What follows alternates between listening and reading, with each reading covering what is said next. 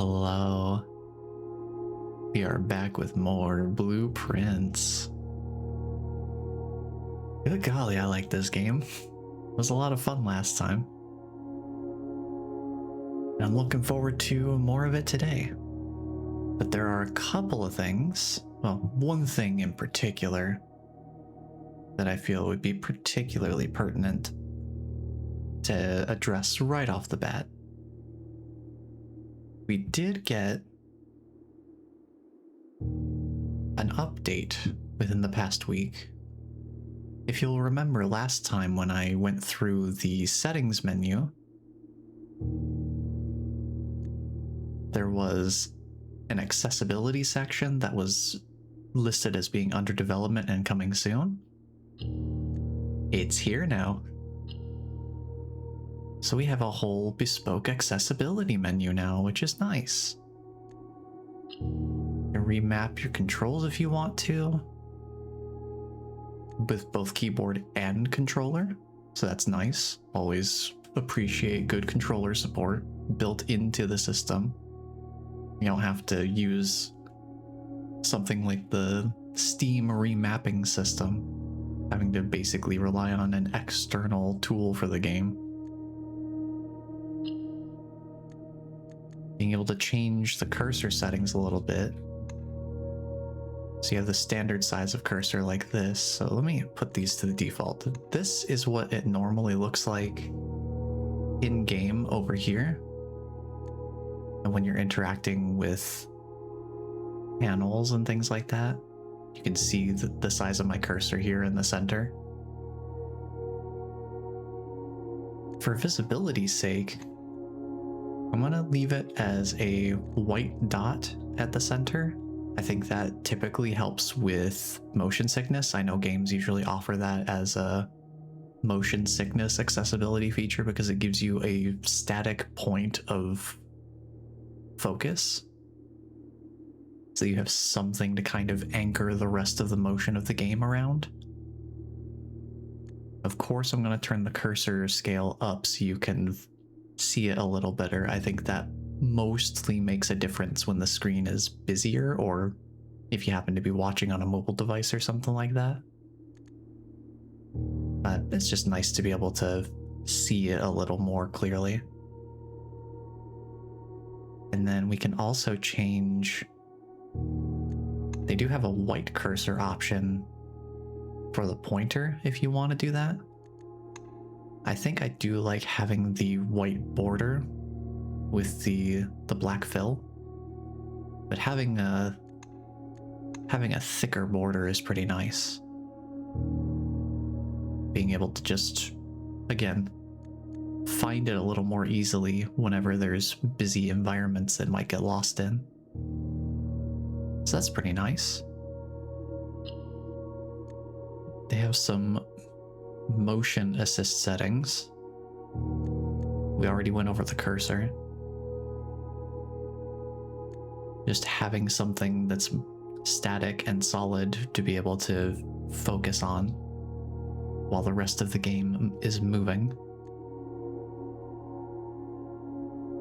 I have my look sensitivity maxed out because I can generally control it. I'd like to have the ability to quick turn if I need to, but I have enough control of the movement that I can make it smooth enough. I'm leaving the field of view as is, just because I know some games, like games are usually built around a certain field of view being the expected option, so I don't want to mess with the look of the game too much. Smooth look, it was on by default.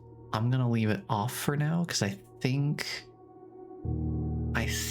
that, if I remember, is kind of like an easing in and easing out of motion based on which way you're moving the cursor, or like moving the mouse. So it's not a one-to-one movement. I think this would be equivalent to, you know, games used to call it, or sometimes call it, mouse smoothing. just because it smooths out the movement of the mouse. So instead of just directly following the input exactly, it kind of has some acceleration and deceleration to it, which definitely can be helpful. It helps minimize the sudden start and stop of standard mouse control. And they also added this. This feels like something that even I was kind of feeling this a little bit when we were in the library last time. The spiral staircases are very, very tightly winding. So you can definitely get fairly motion sick off of them. They added a feature that lets you completely skip the stairs, so you can just go to the top or the bottom of the stairs without having to spin around like a record. I did turn that on because, like I said, even I was kind of feeling that a little bit. And then they also have a color assist. Looks like they have the color labeled on by default.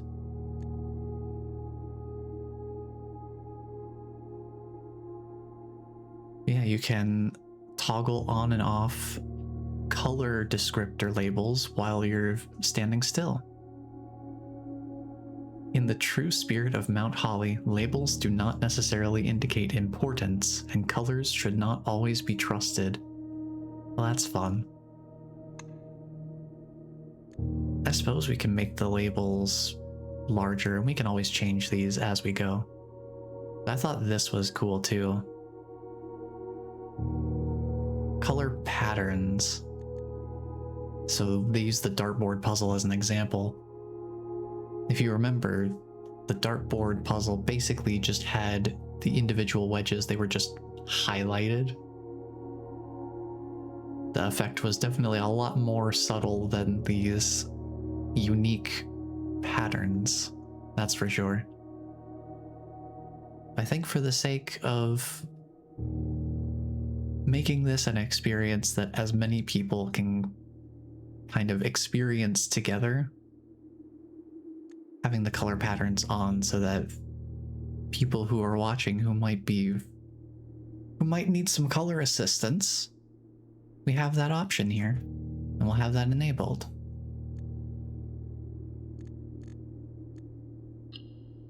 They did also patch a bunch of other things in a bunch of other rooms, but I didn't want to read those. I didn't want to read any further in those patch notes because I didn't want spoilers. You can understand. So the other thing, why I mentioned going back through the archive enlightened me to some things. If you'll remember back to the West Wing Hall,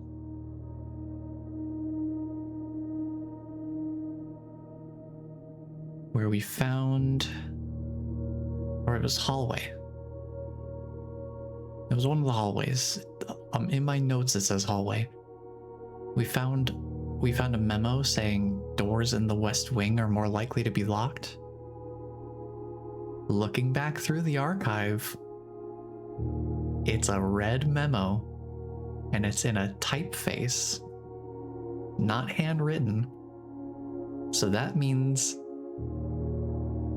doors in the West Wing, according to that note we found in the security office about red memos that aren't handwritten being lies,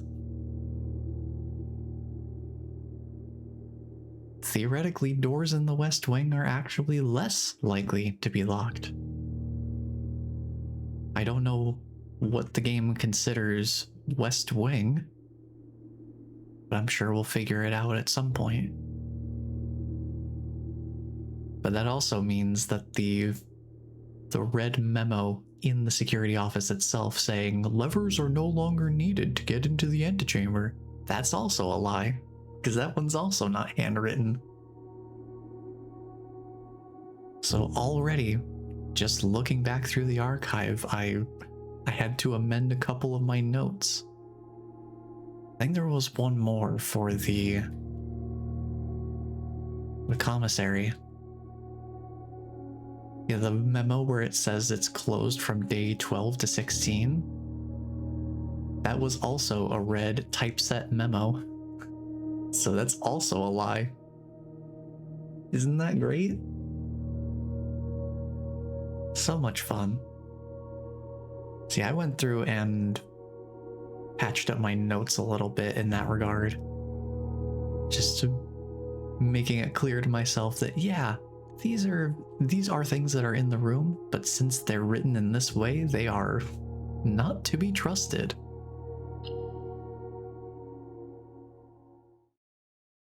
With all that addressed, let's head back into the Sinclair estate and see what we can accomplish today.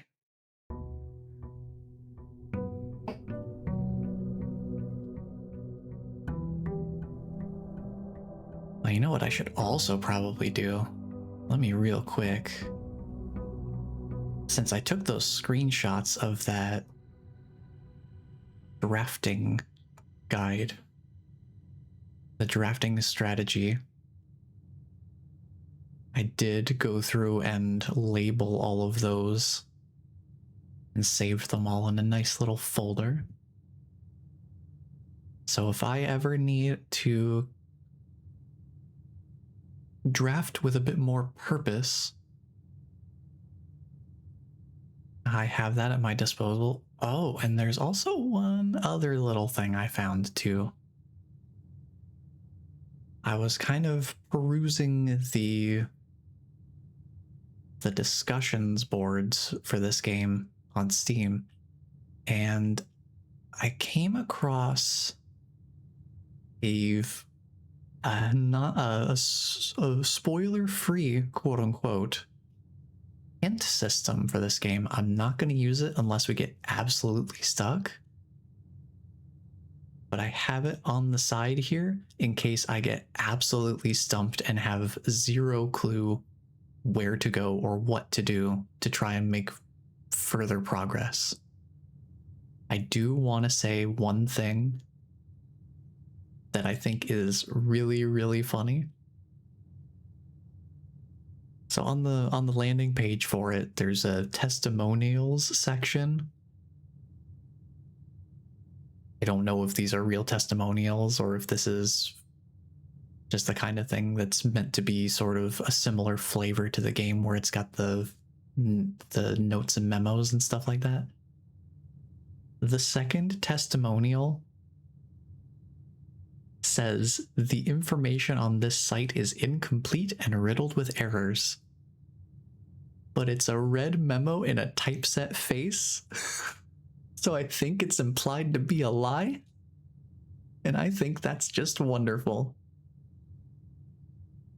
That even the hinting tool that was made by, a member of the community is indulging in the same diegetic rules as the game does,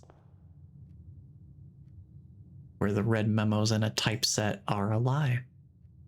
I didn't understand it at first because I'm just looking at it outside of the immediate context of the game, and it's like, why would it be like that?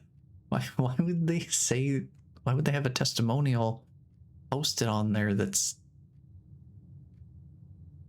basically just says this tool is unhelpful, but it's in a red memo with typeset. It's not handwritten. And I thought that was just really charming. Very fun. Okay. So, after reading the drafting strategy last time, this is very nice, by the way. You can actually look at the colors. Very neat. And those labels, that's the maximum size for them. That's pretty darn readable. Good work on the accessibility features. I do like them. All right, so drafting strategy emphasizes as a possible strategy to adopt starting with as many early rooms as possible, not pushing forward too quickly, and trying to prioritize rooms that will provide gems so that we have access to all 3 drafting options as frequently as possible. Aside from that, I am probably just going to try and find as many new rooms as possible. But I am going to try that drafting strategy to just try and get as many early rank rooms as possible to give myself more resources with fewer locked doors and be able to try and find as many new rooms as possible. That is the general idea.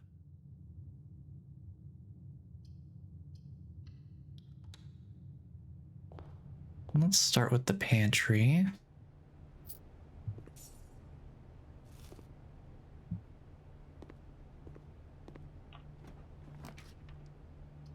And then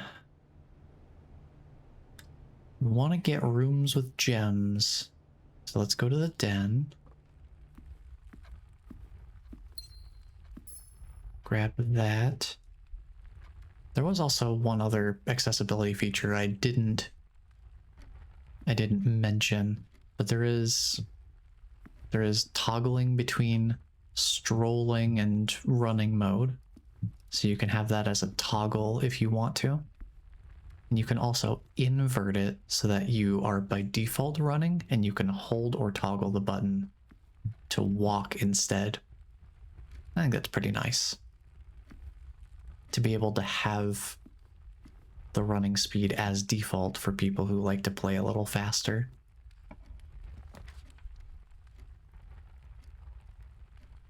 Let's see. Well, we always love the parlor. That is going to be a gems option. Now let's go grab the wind-up key. Let's take a look at the clues today. 2 of these statements are true.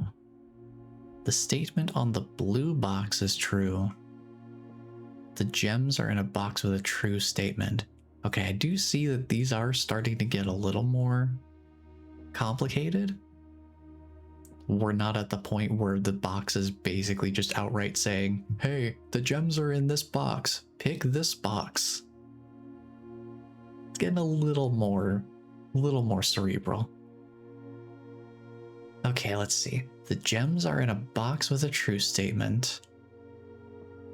The statement on the blue box is true. 2 of these statements are true. Let me think this over here. So at least 1 box has to be lying. But it could also be 2 of them. You can have 1 or 2 boxes that tell a lie, and 1 or 2 boxes that are telling the truth. But there's always at least 1 of each. If 2 of these statements are true, that would mean, if the blue box is true, that 1 of these other statements is true. And if that were the case, that would mean that it would have to be the white box. Because if the white box was false, then this would also be false, which means it wouldn't be true. Which sounds obvious, but I'm trying to logic this out here.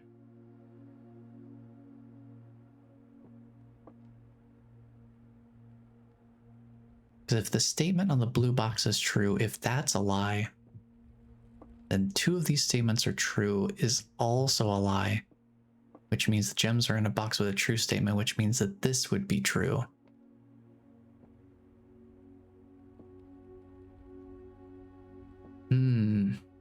This one's actually a little bit trickier.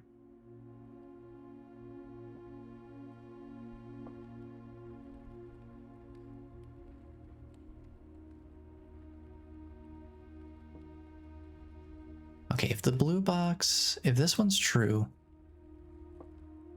that would mean that the black box has to be a lie, because the white box being a lie would directly contradict the blue box being true. And that would mean that the black box is lying, which means the gems are in a box with a false statement, which in that case would be the black box. If the statement on the blue box is false, that would mean that only one statement is true. And it would be that the gems are in a box with a true statement, which would also be the black box.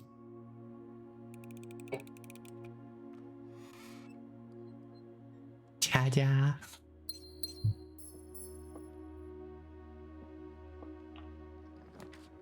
Now I'm a little scared now. I'm scared what those other parlor puzzles are gonna do to me. I'm kind of thinking I'd like to have a key. I don't know if I need to go to the courtyard right now. Let's do the nook. Let's go get us a key here. I also need to be paying more attention within the rooms themselves. I need to be looking out for trunks and such.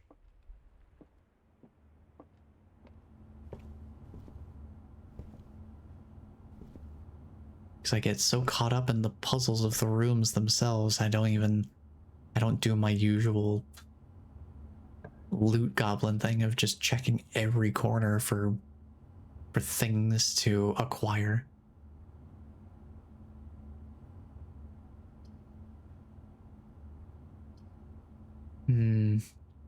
Let's go with the spare room here.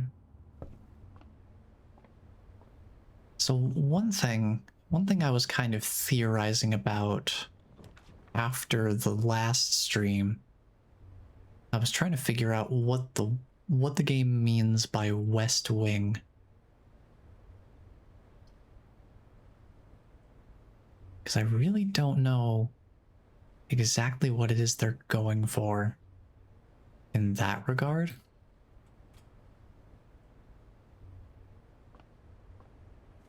And one theory I have right now is that this column here, this column of 2 rows on the left side of the blueprint, 1 or 2 of these might be considered the West Wing, quote unquote, just because they're on the western part of the western orientation of the blueprint.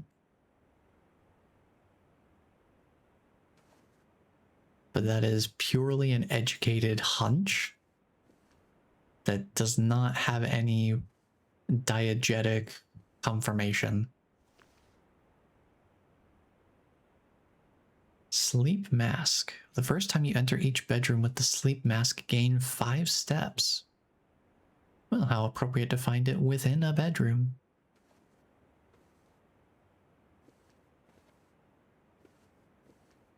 Let's see, is there anything? Well, yeah, greetings from Reddington. Of course the logo is red. Why would it be anything else?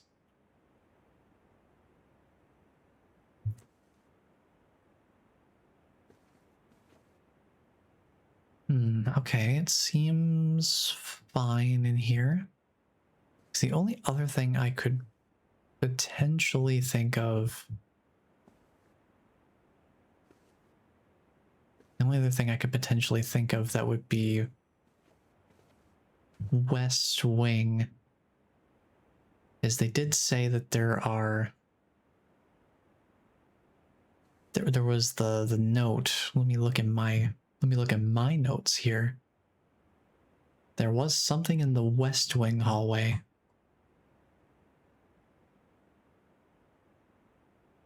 The West Wing hall, the staff notice about the passing of Lady Clara Epson, saying that West Wing rooms were not to be drafted during the period of mourning.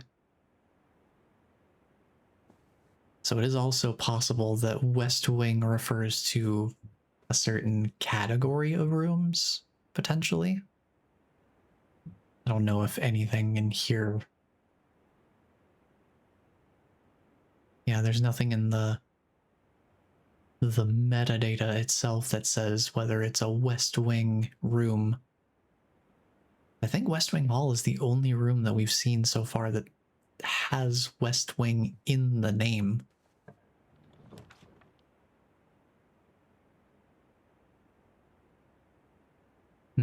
I think the courtyard is the play here. To give ourselves some more options. There is a trunk here. Let me check if I can draft this next room before I commit to... Let me grab the steps from this.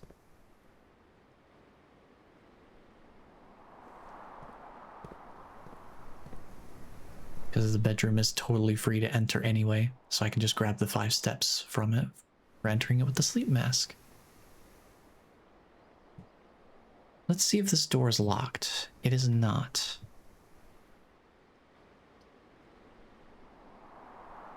I think we'll do passageway.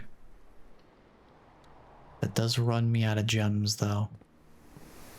So let's use the key on this trunk. See what we get.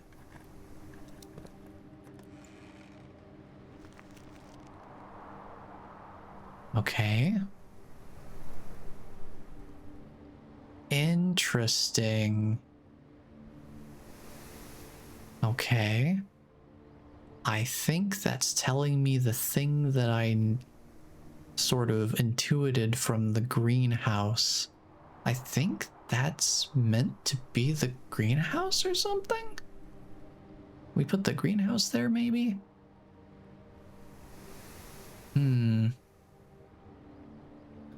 That's a bit of a puzzler. I think I'm gonna take a screenshot of this real quick.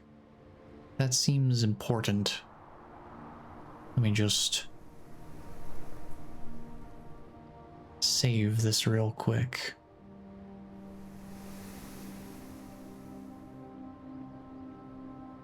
I'm just gonna name this treasure map.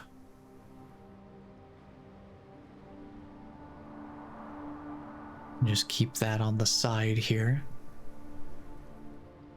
Okay. And then I assume I can take a look at that whenever. Good to know, good to know. And appropriately, a navigational compass. Oh, interesting. Draw floor plans leading north more frequently. Okay. I guess that does make sense. That these two things would go together. Not even just thematically, but also functionally. I'm probably not going to be too desperate to try and chase that down. But I do have the screenshot, and I think that'll be interesting to keep in mind, especially if we find another treasure map. We'll see if it's the same. Because I wonder if these are also... only available on the day you find them. Like going to this room with this pathing would only work if I had this map on me right now.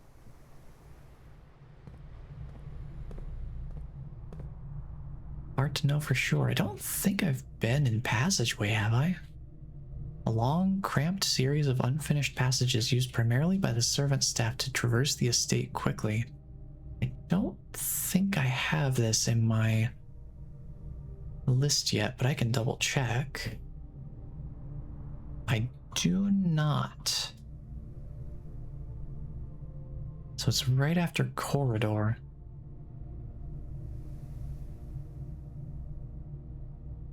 Doesn't seem like there's anything of note in here. That it's mainly just as a 4-way room. That can be pretty handy.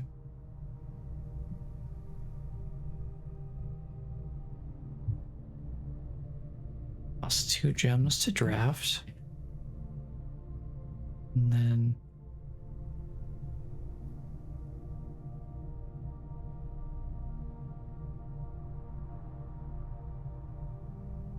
I'm saying nothing of particular note here. It's mainly just a useful room to get to a bunch of other rooms. Let's see about going south here.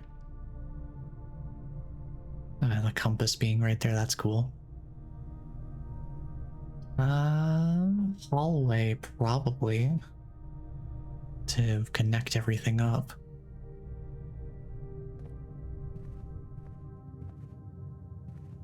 Alright, we worked our way back to the entrance hall.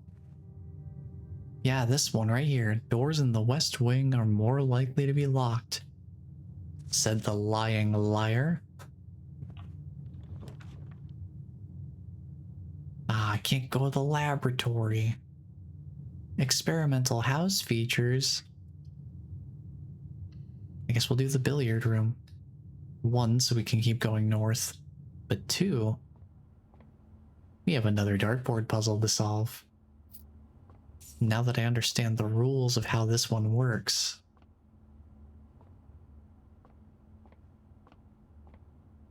Shouldn't be too bad. It's also only the second time we've encountered it, so it's probably not increased in difficulty by a whole bunch like the parlor game has. Okay. So this is the addition wedge. So that's just a 7 by itself. 8, 3, 2, 13, 12, minus 5, 7, minus 4 is 3. I do like how diverse the patterns are. They're very distinct from one another, which I suppose is how it should be done for maximum contrast. 15 minus 11 brings us down to 4, and then multiply that by 3 gives us, where's 12? 20 minus 10 is 10, plus times 2 is 20. It just goes right back to 20. Cool. Couple of keys. It is nice that the parlor game gives us gems, and the billiard room dartboard puzzle gives us keys. It's nice that there's consistent rewards for each of them.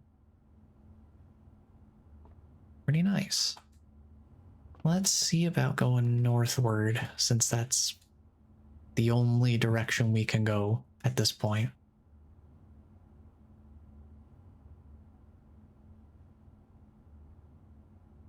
Yeah, we could do storeroom and backtrack, or we could do chapel and just accept the coin cost. Because I don't have the gem to draft the commissary in the first place.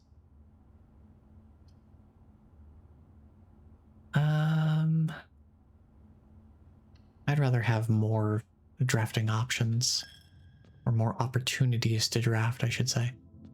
Ooh. They did leave some extra coins for me, which is nice.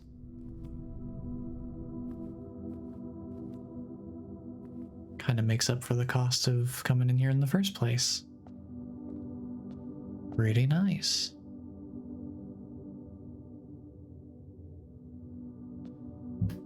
I love how only that part is labeled with yellow.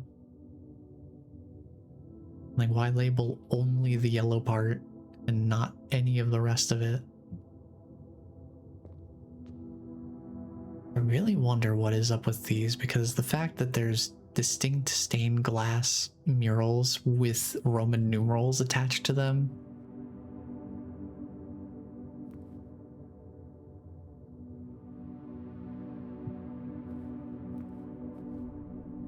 I mean, I suppose you could probably gather, I don't know, maybe a room order or something. Like one could definitely be something like the garden, judging by the farming tool they've got there. And then you've got the kitchen because they've got the pizza paddle and the iconic chef's hat. I don't know what the pitchfork would be though, because I feel like that's also sort of farming related. Then 4 would be, that looks like a chimney sweep. What room would that be, I wonder? And then 5 is definitely the maid's quarters. 6 is, that's a horse jockey. Well, we definitely have not encountered a room that's horse related yet. And then 7, that might very well be, I don't know, judging by the emphasis on the crown and the regalia here, might be something close to room 46. At least thematically, it seems very regal and royal. I wonder. Yeah, I don't think I have quite enough information to know exactly what to do with this, mainly because we still have a lot of gaps in the room listing here. I want to try and find new rooms so we can piece together more cohesive theories of how different rooms will connect together. Boy, they really just want to give me more of the closet rooms. They just want me to dead end right here and now. I don't want to do that. I would rather not.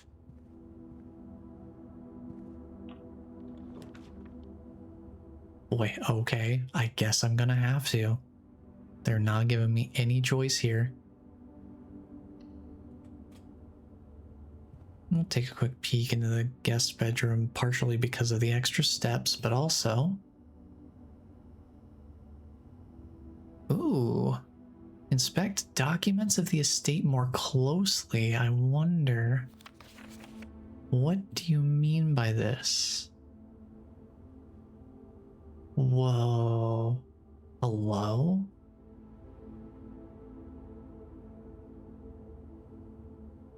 Hello?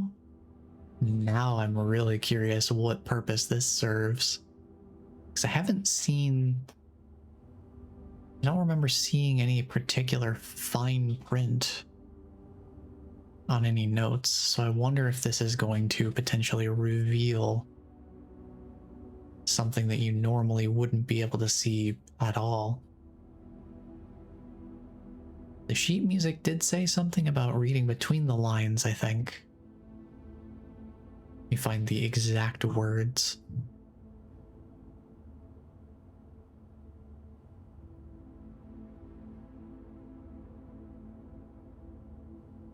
Let's see, it was from the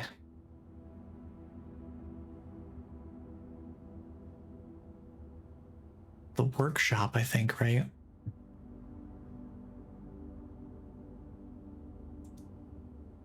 mean, there's nothing that specifically explicitly says reading between the lines here. I think maybe that was the security room note that said it.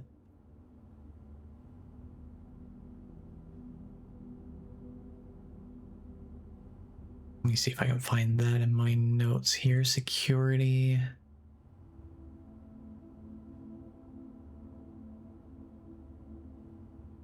Oh yeah, the memo in the security office of keycard and regular locks being more common further north. That memo is a blue memo. So it's true. And we've experienced that anecdotally as well.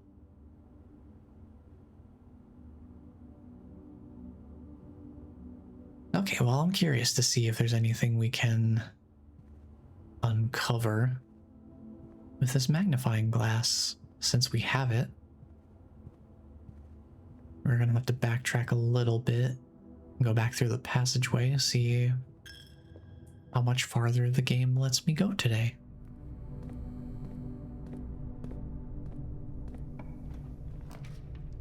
Ooh, laundry room is new. Ooh, rumpus room is also new. Unfortunately, they both require gems, so I think this is where day 7 ends. Here in the utility closet of all places. Well, since I can't go anywhere else, I might as well try out the magnifying glass on some notes. I know we've got the red memo here. I just want to kind of examine the corners and see if there's any.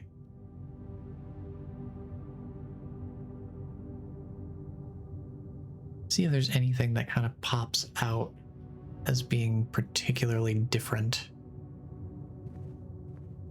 That looks the same as always. Where else were there notes? We could check the Reddington postcard in the bedroom more closely. That might be something. Other than that, the letter of explanation at the beginning, that might have something too. Let's go check the Reddington postcard. I feel like that's something pretty particular. Also, I should be keeping track of where things spawn in each of these rooms, because it seems like for the courtyard, this spot over here on this wall seems to be where things, like right there where the trunk is, that's a spawn location. And I know right here at the foot of the bed is another potential trunk spawning location. Let's take a look at this. This postcard seems particularly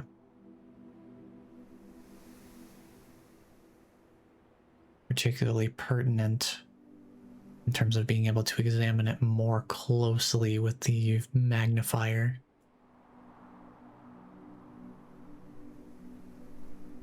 I just want to kind of scrub across here and see if there's anything that stands out to me. Because looking at this stuff kind of reminds me of in Sly Cooper 3, they have the painting code puzzles where you do basically the same kind of thing. You scour a painting with a magnifying glass to try and locate a 3-digit code. And there's a couple of different places in the environment where the code is kind of incorporated into the art. Although, to a certain extent, it's a little gamified because the magnifying glass does slightly change and make more obvious where the numbers differentiate from the environment it's meant to blend into. But it's still fun. I enjoyed that quite a bit. It feels like it fits into the espionage kind of themings. Just adds more to the thieving flavor. Let's see, where else were there notes? I think there's one in the parlor explaining the rules. There's the shopping list in the pantry, and then the letter in the entrance hall. So let's go to the parlor first. Just see if there's anything of interest here. Is there anything writing at the edges or the corners? Looks fine.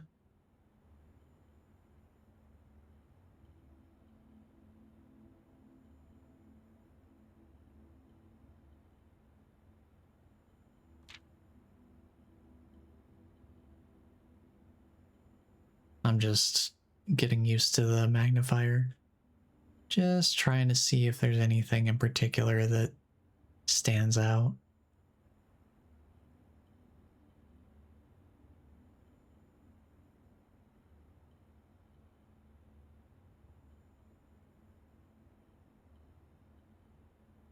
Kind of impressive that a logic puzzle can exist with such a simple rule set.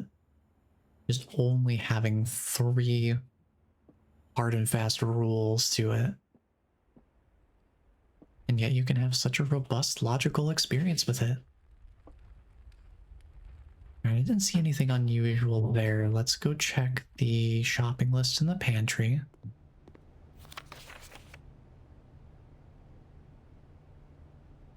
Just because.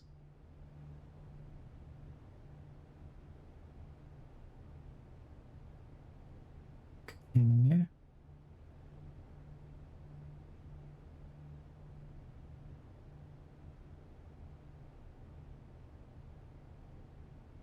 I don't see anything on there either. And that just leaves the letter.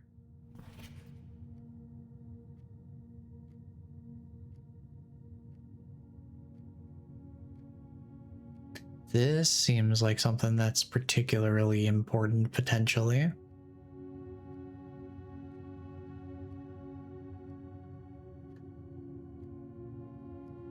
Worth keeping in mind, there's a little bit of additional detail to this. Stamp. The Mora Jai, it's a 4-cent stamp, it looks like. Something like that. The White Sea of Yore. Okay, okay.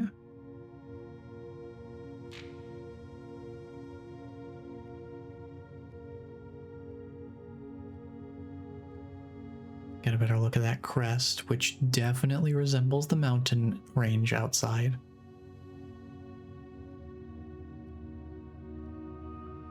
I think it's a pretty clever insignia, because it's Mount Holly, so of course you've got the holly leaves sort of motif going there, then also incorporating that into the mountain range in a very fleur-de-lis kind of way. Very cool.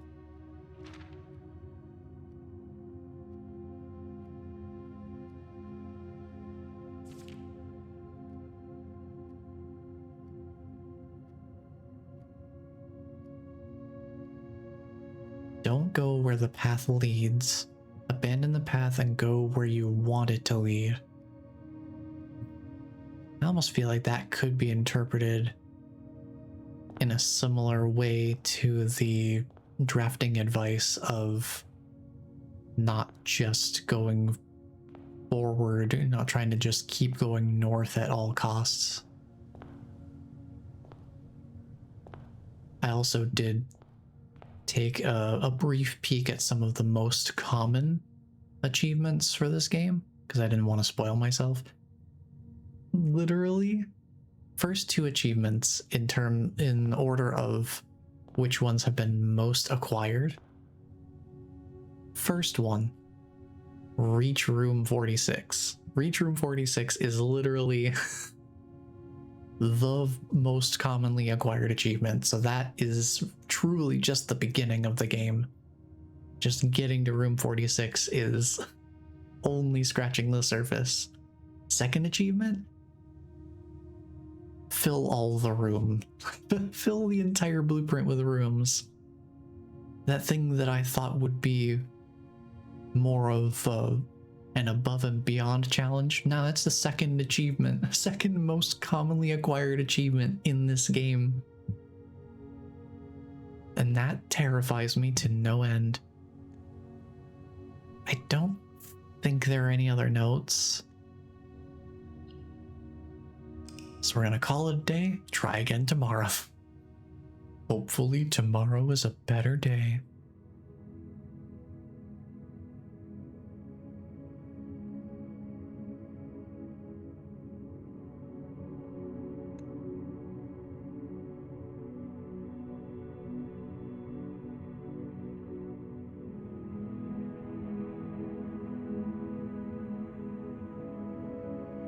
One new room, huh? That passageway was literally the only new room. Ah well, sometimes that's just the luck of the draw.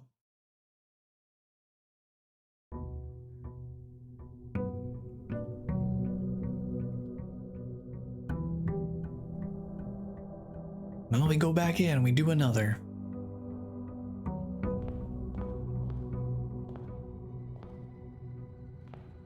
No sense in lingering. Let's see what we can do here. Let's go for hallway. Well, there's the other drafting advice of prioritizing rooms that could possibly give gems. I don't know if any of the... I don't know if it says that a room contains items, if those can possibly be gems or keys. Or if it's only things like the compass, for example. But I suppose we can find out. Oh yeah, the ivory dye, that's nice to have. Sleep mask, sure. Sure, we can have that.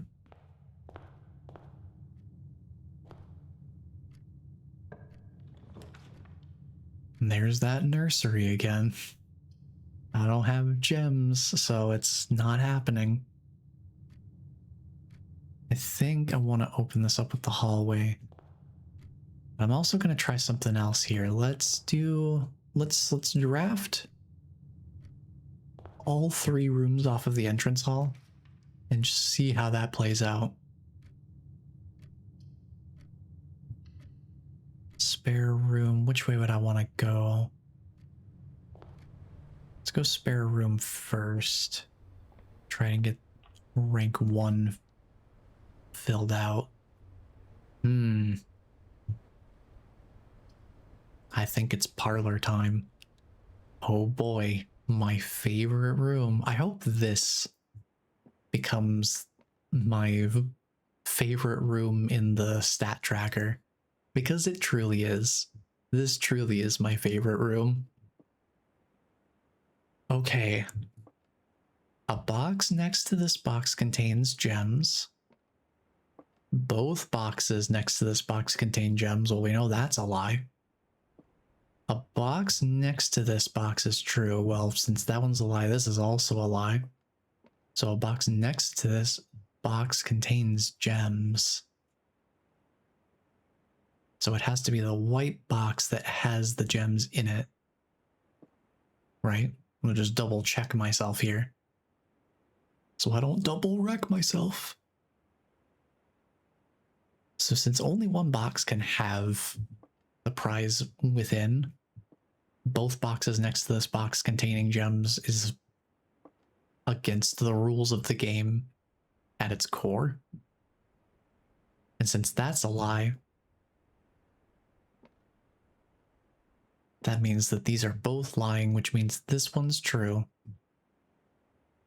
Which means that the white box would have the gems. So let me go get the key.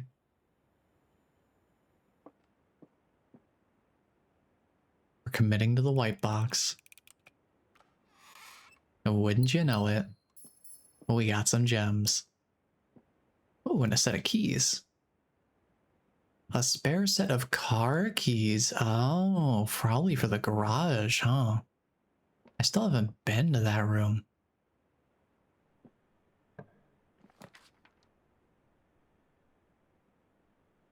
Drawing room.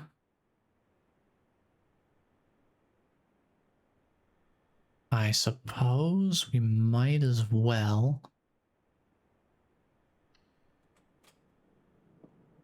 link this up.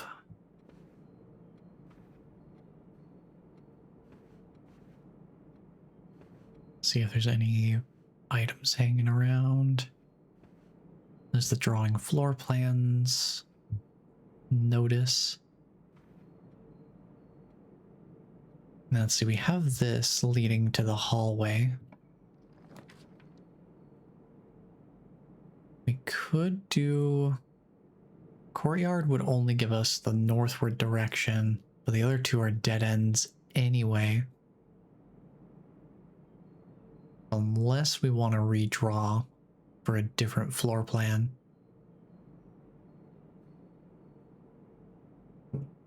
Let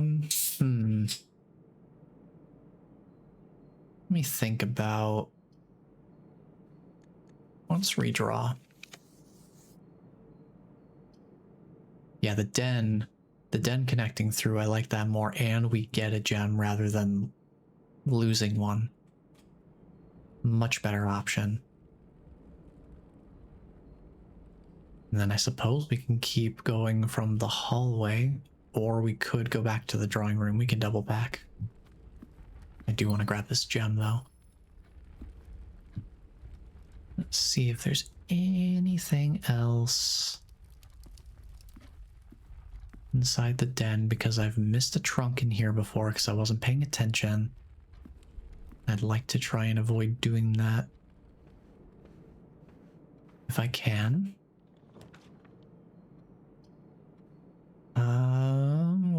West Wing Hall, I think, is the way to go here.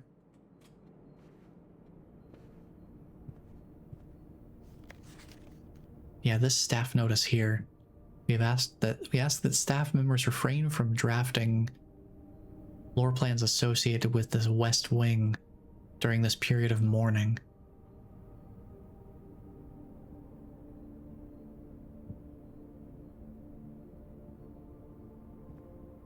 So it does seem like there is more of a theming to it.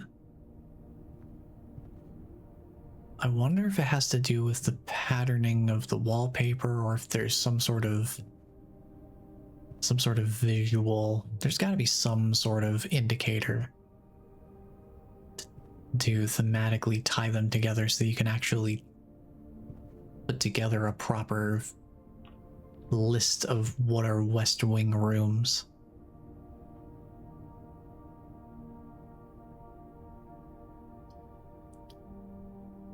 Well, no matter which way we go with this, it's gonna be a dead end. I think having the key would be more valuable here, and then we double back to West Wing Hall and go north rather than doing a whole bunch of backtracking. Hey, look, magnifying glass. We can take that back to the staff notice that we were just looking at. See if there's anything more we can glean from it. Anything hidden at the edges?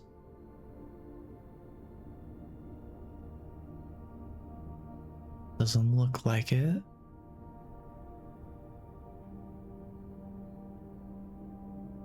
See, this part,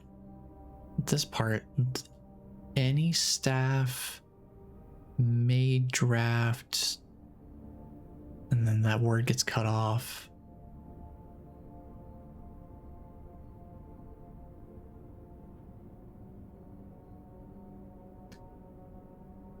I feel like this could be useful information to have, but I lack enough context to really make anything of this.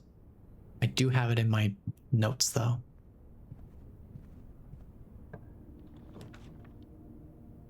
Well, there's the garage that would dead end us, but I do want to try it because we do have the car keys, right? Yeah, I want to see what the garage is about.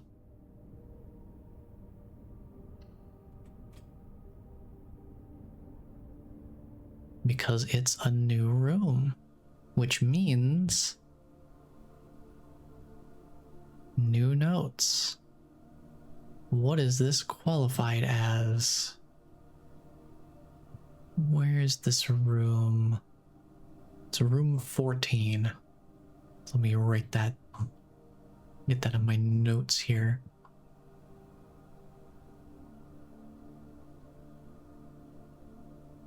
Room 014.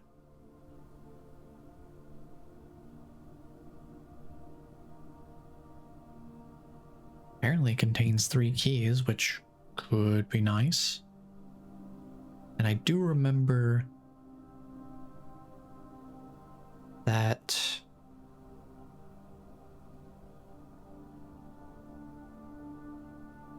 powering on the relevant utility closet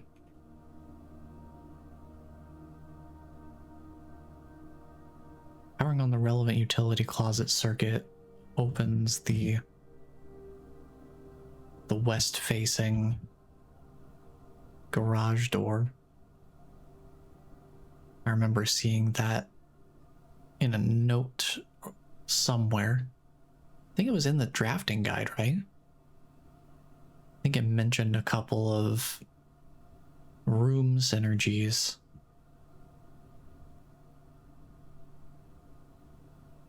So yeah, utility closet, garage, powers garage door and grants west path access.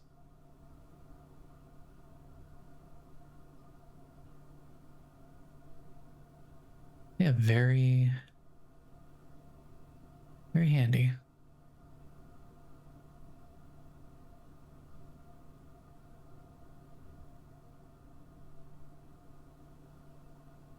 Just peeking through to see if there's anything else particularly relevant in there. All right, let me get to my garage notes and let's read the description for this room.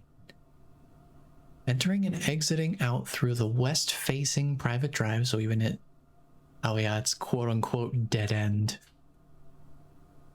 Entering and exiting out through the west-facing private drive, the garage serves as a more practical and informal entrance point into the estate. Nifty. So that's the garage door opener, looks like. Since we're at the western edge of the blueprint, it wouldn't open anyway. Where would we even go? Okay, this is handwritten, so we ignore the red for now. Now let's see, Christoph, this is the third time this month you and the car have been gone when your services were required. I don't care how long you have been driving for his lordship, your absences must be accounted for. Signed, Mrs. Babbage.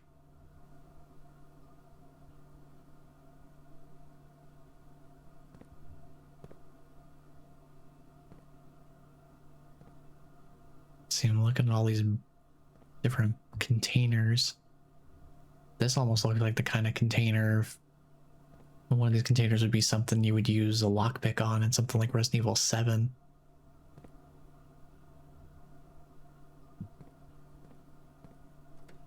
So here's the car keys and floor plan upgrade disc.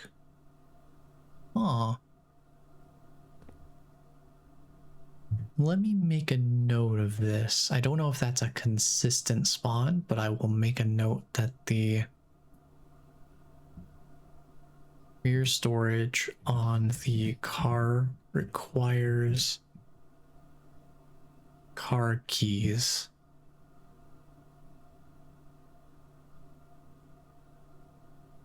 Okay, we have a floor plan upgrade disc. Insert into one of the estate terminals to permanently upgrade one of your floor plans. Aww. Excuse me? Is that meta progression I smell? Very interesting. And here's the keys. Hanging up on the key hooks there. We can look inside the car itself too for, ooh, a note. Okay. I guess I should be making notes of the notes that I'm reading here. The drop-off address is 14227 Sandy Heights. A small garage on the south edge of Trinsdale, it looks like. Yeah, Trinsdale. The goods are already secure and in the trunk, so just unload and get back here before noon. I've seen Sinclair's schedule and I don't think he'll be requesting the car today. You never know. You never know when the cat will want to get some air. Very true. I'm always saying this. Never know when this cat will want to get some air. Tomorrow will likely be the last delivery, and I believe Denny already has payment ready. Was the upgrade disc the payment? Well, let me make a note of this. Because there's the other note too, but I don't know how important it is. I think it mainly ties into the context of these deliveries being a thing. The other note is meant to be sort of a foreshadowing or hinting line, and this is more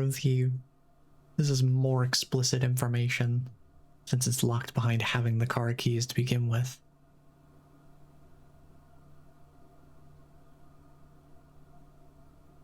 Let's see, let me write down the note from Mrs. Babbage first.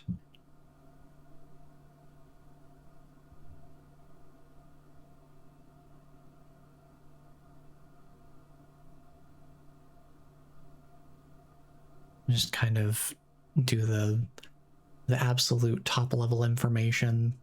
Don't need to get into the weeds of exactly how they said it right now. Let's see. Note inside the car. I'm just gonna write down requires the car keys. Note inside the car regarding deliveries.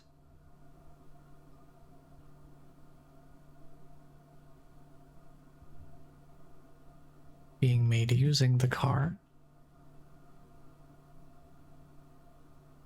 with a listed drop-off address of 4227 Sandy Heights. I don't know if that will matter, but we've got some numbers. If we come across one of those combination, if we come across that combination safe in the office, we might try that and see if the numbers do anything.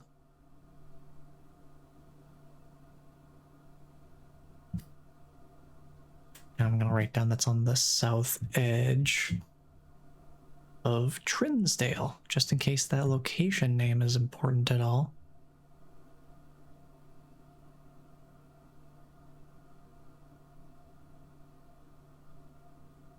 Cool.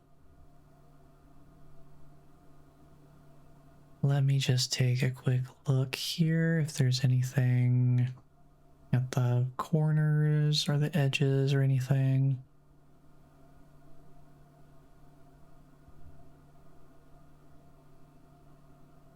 I don't think there's anything else to that specifically. But hey, if we happen to get lucky enough to find an estate terminal, this is very, very good. Permanently, how would you even upgrade the room? Like, what would that even do for me, I wonder?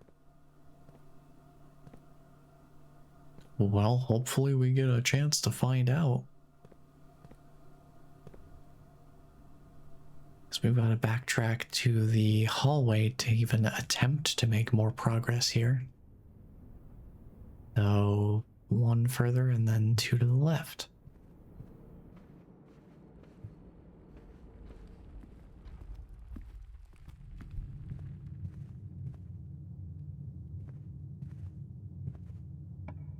And really just hoping for the best. Well, so much for hoping for the best. That's the end of the day. Tragic. You hate to see it. But at least now I know upgrade discs exist and that I very much want to find them and use them as much as possible.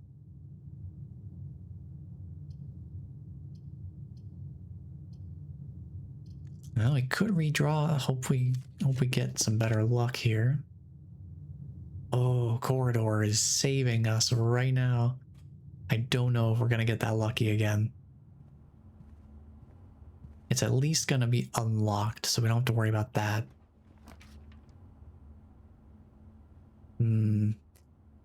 I think I'm gonna make the chapel just because it gives us multiple room options. There's multiple doors to work with. And I don't have any coins to lose anyway.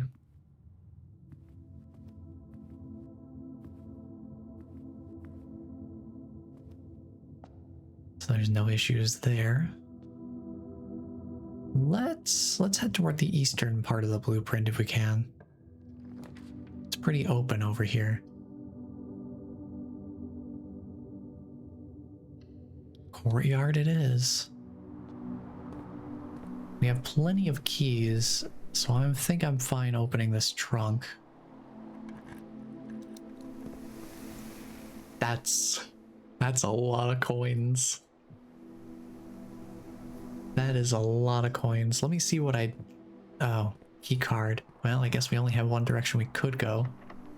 We're gonna have to use a key to get through there. I want to see what we're getting first. Ooh, well. I guess the storeroom is gonna be what we have to go with here. Coins. Key and a gem. Anything else in here? Nope. I guess I'm just gonna take these coins and go back through the chapel. That's a lot of coins. We are gonna lose one of them going through here. I don't know if it's even gonna matter.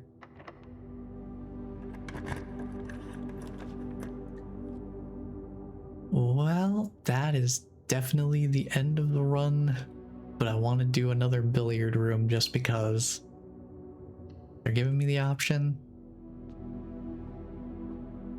You know, why not make the future harder for myself by solving a puzzle that I definitely don't need to solve?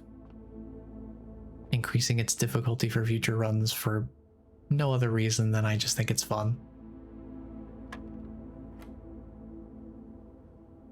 I like being able to solve one of the more tangible puzzles.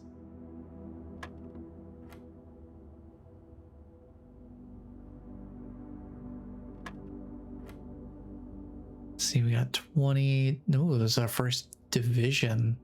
We're finally getting the division operator. Oh boy, it's our first one that has all 4 operations all linked together. So that's 3 minus 1 is 2. 2 times 15 is 30. 30 divided by 3, that gives us 10. Very cool. Oh, and it's like a special key too. Oh no, and it's unlocking a door with a silver key leads to a room with many doors. Could have used that a room earlier. Well, dang. So sad that that's where we have to call it a day. But it is what it is. At least we got to check out the garage. I now know that upgrade discs are a thing, and that I need to use them at estate terminals. Hopefully I don't need the password to be able to use them.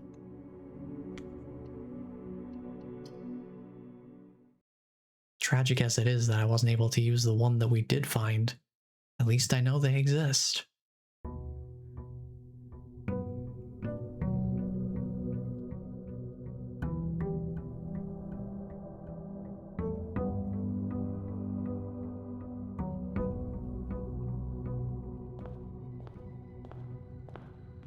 New day, new opportunity.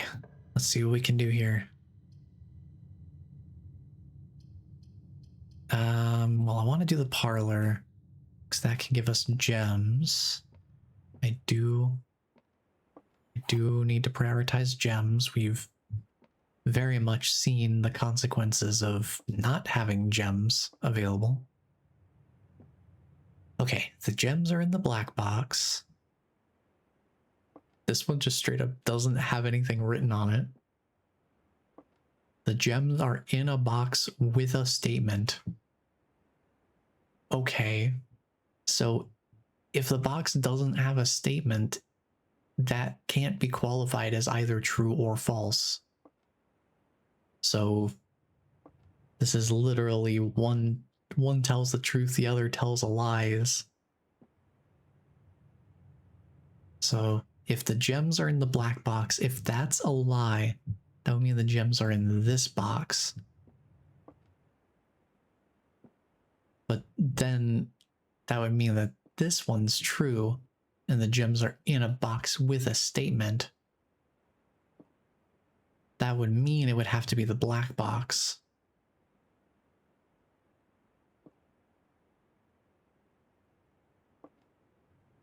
No, that would mean the gems are in the blue box. Because this one, if this one claims that they're in the black box, but it's a lie, and the gems are in a box with a statement, that would have to be the blue box. But let's assume the gems are in the black box if that's true. If that's true, then that would mean the gems are in a box with a statement is a lie. Oh, my brain. Hold on. Recalibrating. If the gems are in the black box, if that's true, then this would have to be a lie, which means that it would contradict itself because the gems couldn't be in the black box because it's a box with a statement. But if that's a lie, then it couldn't contain the gems. Man, not having a third statement really changes things, huh? So this one has to be the lie. So the gems are not in the black box, but that means this one is true, which means the gems are in a box with a statement, which means it's in the blue box. Okay. It took me a little bit of brain breaking, but I got it. I figured it out. Let's keep drafting some rooms.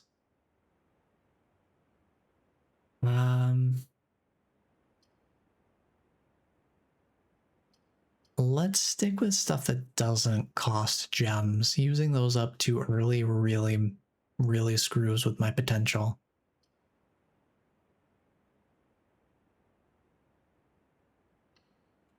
Let's go with closet. Let's get some items. Ooh, items can be gems. Good to know. And we've got a drafting reroll. Could be pretty nice.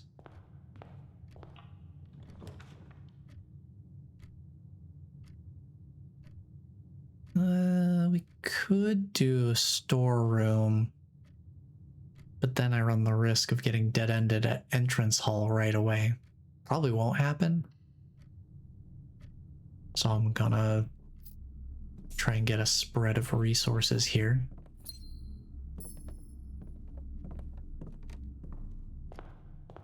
Let's see what we get.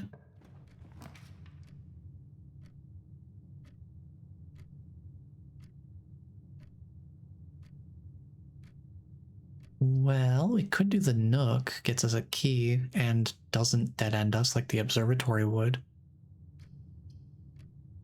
As much as the idea of getting another star is kinda nice, I think just sticking with more standard rooms would be just fine. Fine by me.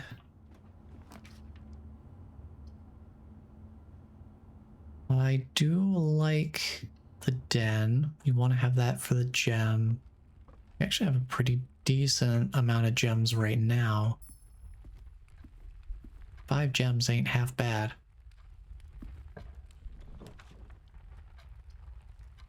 Observatory would dead end us.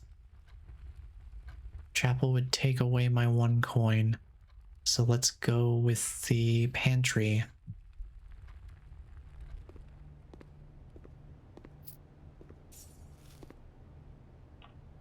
Keep on going.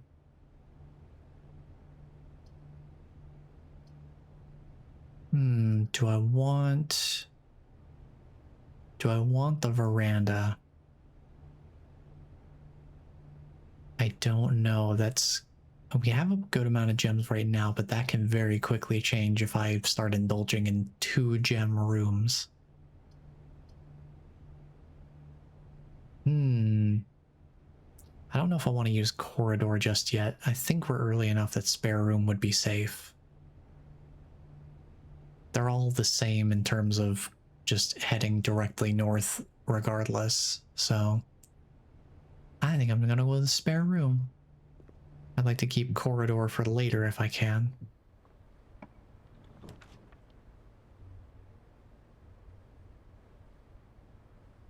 Well, in the interest of not diving too deep into the northern ranks, I think we will hit up the commissary. Because the secret passageway would keep taking us north. Yep, here's that memo. The commissary will be closed from day 12 to day 16. But it's a red memo. It's not handwritten, so this is a lie. Isn't that wonderful?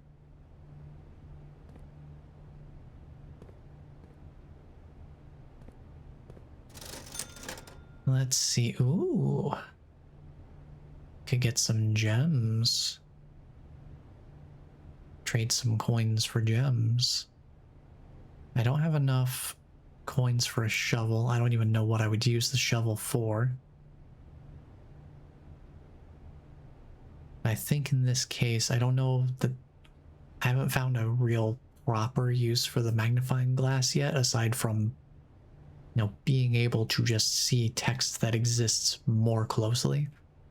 It hasn't really uncovered any secrets or anything explicitly enlightening just yet. So I think I'll get a gem. Give us a little bit more future proofing in terms of drafting new rooms.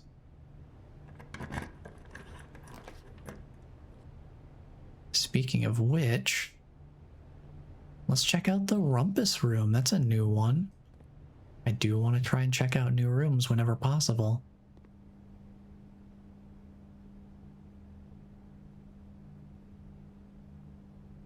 I'm just taking it all in here. There's quite an interesting design aesthetic going on in here. I don't know, feels kind of, I don't know, circus adjacent, I guess. It's an interesting little spot. Let's see where this lines up in the room layout. 22.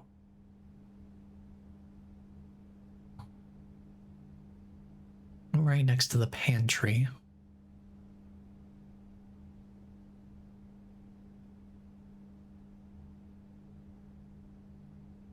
Alright, rumpus room. This one, this cost a gem, yes. This did cost 1 gem.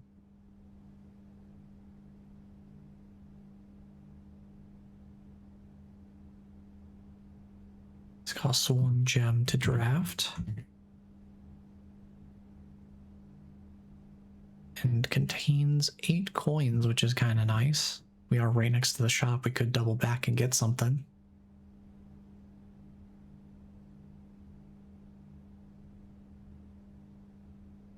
We do also have, there's like a fortune teller here, which I could insert a coin. Let me see how many coins total I'd have. Because that 10, that could get me a set of gems as a bulk purchase, or I could get a shovel and have some coins left over. I am curious to try out the features of this room. So I think I will indulge in the fortune teller here.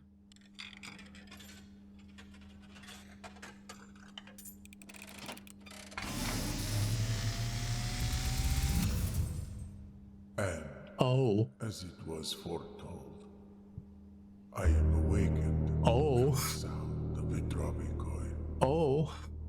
You find yourself face to face with the great Alzara. Do I now?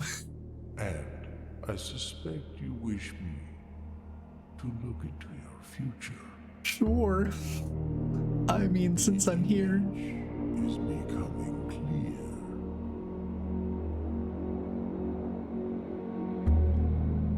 I see a boy standing on a shore of white sand. Okay. He is looking for something. Something he was told he would not find. I see a black cat tied to a red flag. What is happening? I hear the wind blowing, but the flag does not stir. I see a door marked by a rogue moon. The What door on earth? is locked, yet has no key. What? It is the door you have been searching for, yet will not find. What is this? Beyond the dark waters. What you have heard here has been foreseen by the great Alzara. Thank you. The dawn of the following day, I will have nothing more to say. Understood. Thank you for the clarification. Okay. Huh. Let's take some notes, shall we? Okay. Let me just make a section here for Alzara fortunes. Let's see. White sands. Black cat tied to red flag. Sound of wind blowing, but flag does not stir.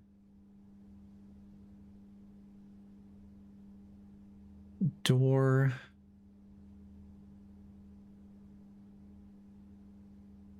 with rogue moon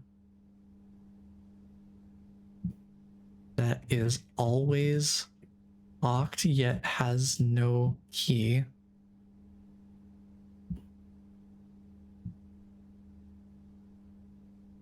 Located across water?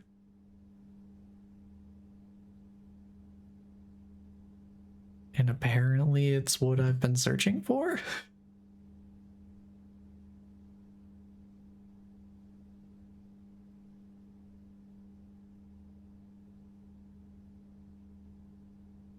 Alright, I think that should be noted well enough that I can ponder over it in the future. Cool. Good stuff, man. I'm gonna go get a shovel.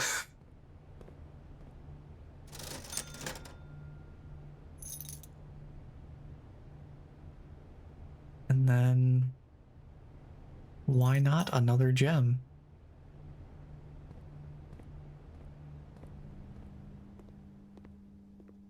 Oh boy, what what an experience. A security room. I do like the security room. We do have plenty of gems now. Let's see.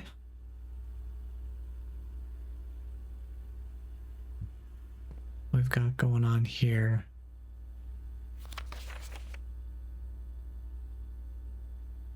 Yeah, I feel like the magnifying glasses for this, to be able to read this the halfway obscured text.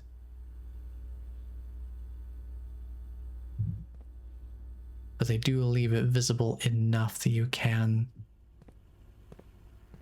ascertain what it means, like what it's written out there.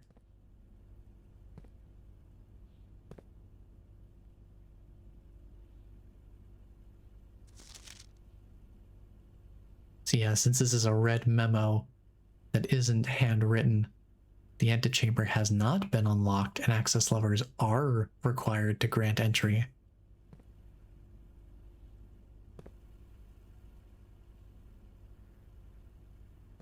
Oh, you know, the magnifying glass might actually be useful for this. We might be able to actually make out more letters beyond the scribbles if we can see it closer. That's something to keep in mind.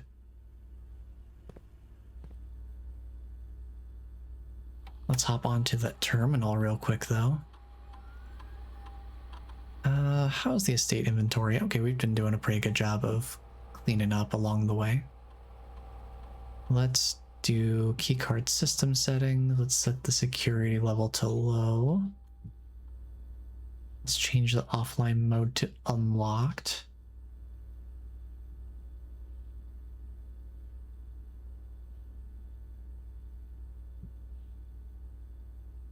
Since we're here, might as well just make that nice and easy for ourselves. And then let's try heading south. Weight room, lose half your steps. That's wild. It's a new room, but do I want it that badly?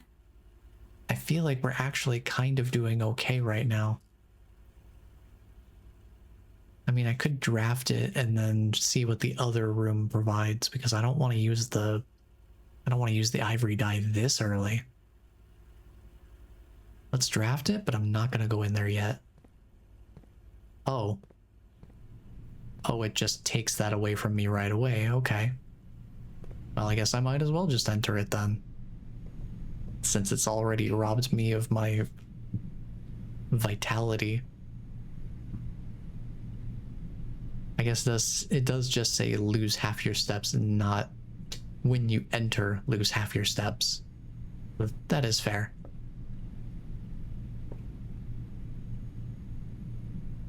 I do need to actually read the rumpus room description. I didn't do that while I was in there. I got a little distracted by Alzara, as you can imagine.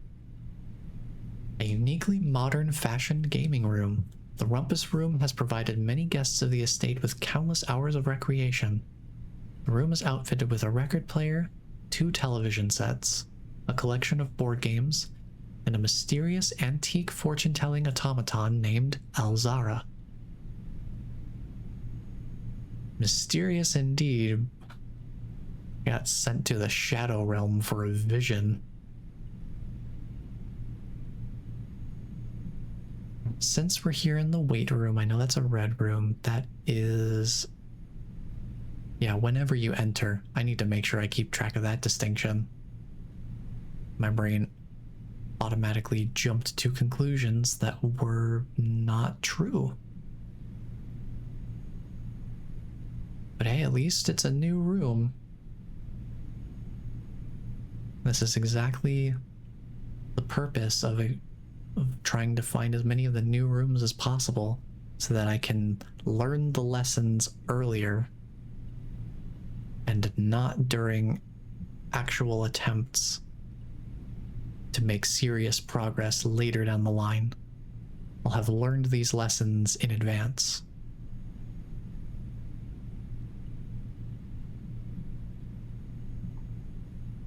So lose half of your remaining steps upon drafting. I'm gonna put that in all caps so that I remember that. Is there anything else to this room specifically? Let's check the description. Oh, it's rare. Yeah, I haven't seen it before. An exercise room outfitted with weightlifting equipment.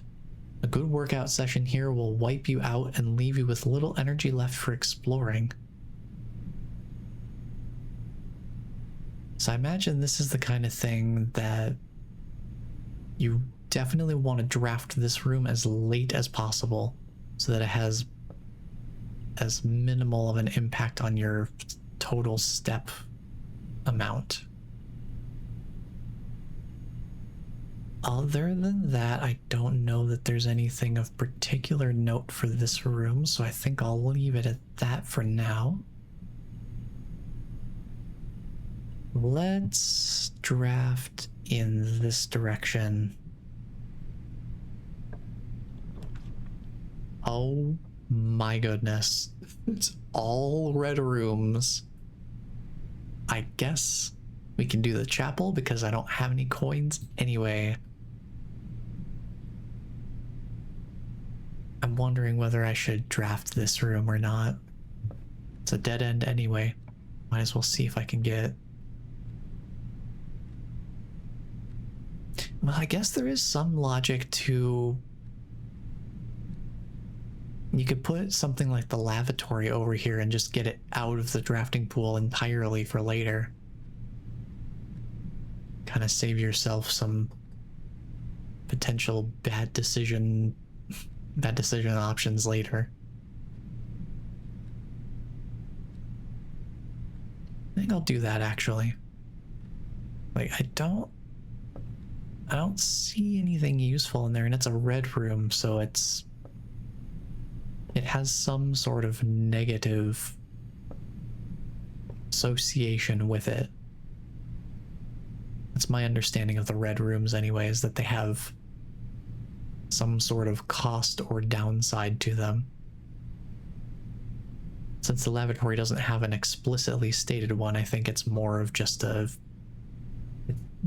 it's just a dead end with nothing of value in it, if I had to guess.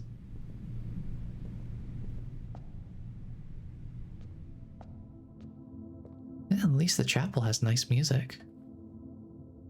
Very pleasant in here.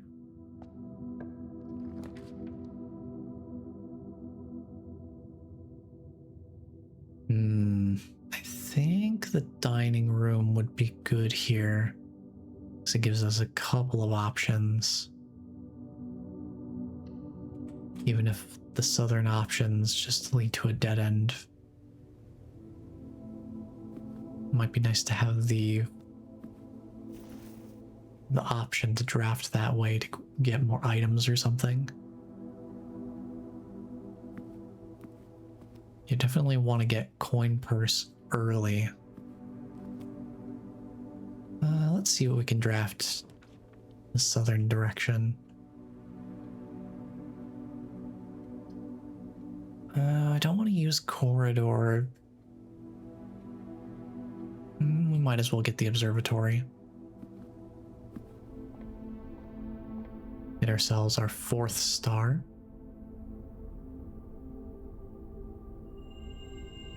And that refunds us the gem cost. That's pretty nice. Dimundus Minor, rather. The major is way later. And that gives what, like 5 gems? Alright, let's draft northward.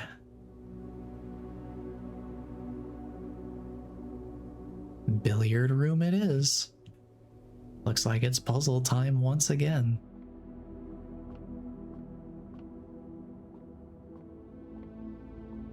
No item spawns there. Ooh, hello. Broken lever. Oh no. Oh no. Oh, this game is gonna break my brain, huh? 'Cause I'm sitting here. I'm just letting this kind of marinate in the brain for a little bit. We have to find the lever and draft the greenhouse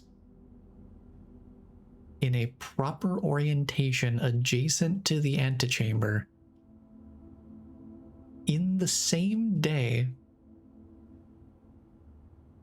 to access the antechamber at all, let alone whatever might be in the antechamber keeping us from room 46. Oh my goodness. So you just have to find the lever somewhere by total happenstance. Oh, that's terrifying.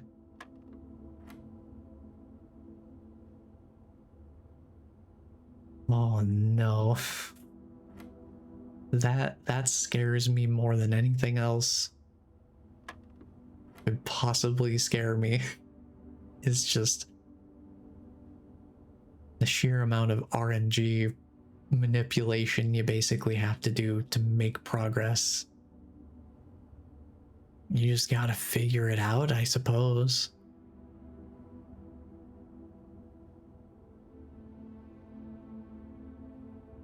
$18 minus 12 is 6. 6 times 2 is 12 again.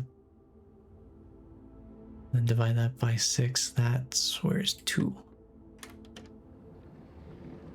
Oh, key card. That's handy. Don't know if I'll end up needing it, but it's nice to have. I guess I forgot that it can provide a key card in addition to just providing keys.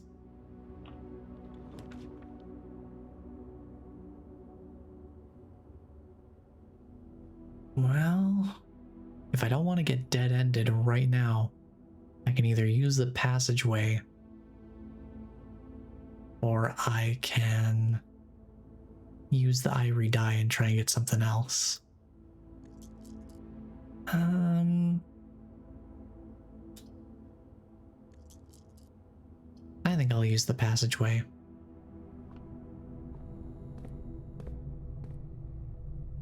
And something about seeing the other door open in front of me was terrifying. Like, I know it's just connecting the rooms, but it feels so weird seeing a door open on its own without my direct interaction after all this time. We could do hallway. I like the idea of having multiple rooms to choose from.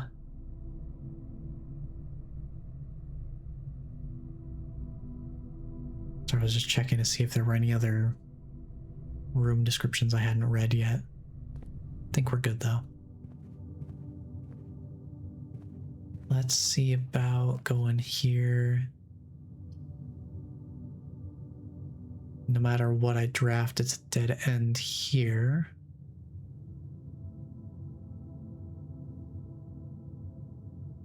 Oh, we can check if maybe there's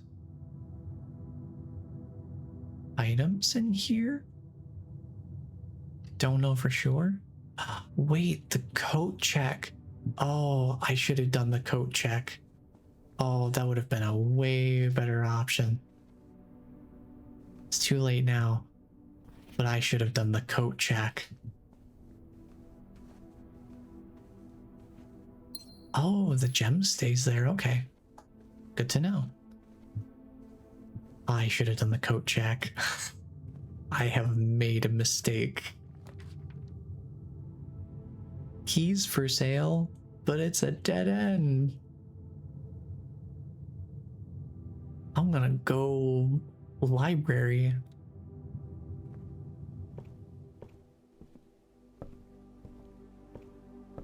Since we're here, we can request a new book.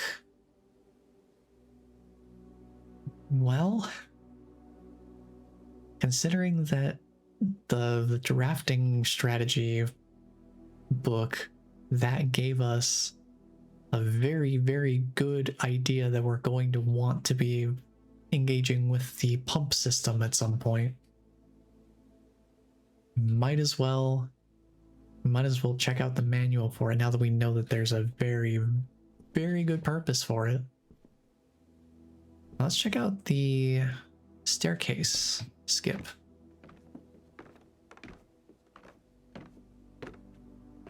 Oh, that is nice. It is very nice.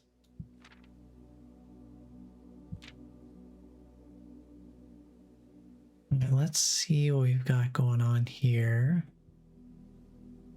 Still 1-for-1 on puzzle records. You'll love to see it. Hoping to try and keep that up for as long as I can. Let's take a look at the scrapbook. West Wing Hall is the favorite floor plan right now, but Den is still the most drafted right behind. Parlor right behind it. Ooh, Parlor's coming up. Most time spent in Parlor is number 2. Oh yeah. Oh, and the shovel is now my new largest purchase. Oh, stamp collection. What? That's what the magnifying glass is for? Oh, okay. I got a fun little stamp collection. Nursery is still the most avoided. Oh, I don't think that will ever not be funny to me. It's just like it never comes up in a good situation where I would actually want to use it.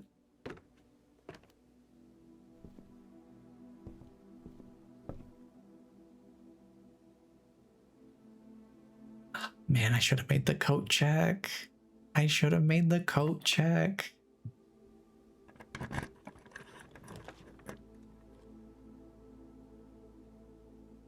Launder currency? What do you mean? Huh? Well, I think conference room. This one's a pretty interesting one. I remember seeing this in the drafting guide as well. Whenever items would be spread throughout the house, they're placed in this room instead. Seems super useful. And it is a new room. So I would like to explore it. Ooh, spreading items. A little tutorial thing here. Some special rooms allow you to spread items throughout your house. When items are spread, they are immediately placed in several of the rooms currently on your estate. However, if you have a conference room, spread items are gathered in that room instead. Makes sense.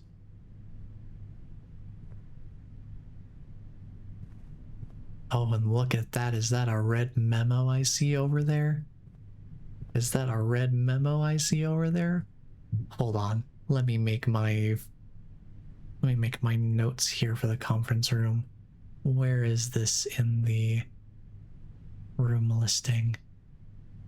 Wow, we're almost done with this page. We're only missing a couple of rooms aside from room 46.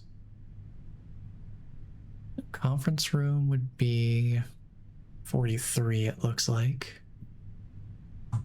So let me go to the end of the regular rooms list here.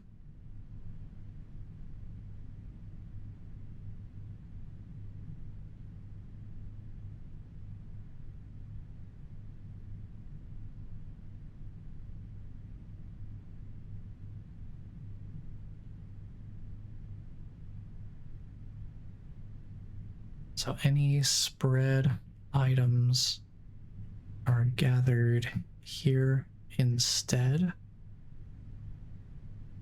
And then red memo on table.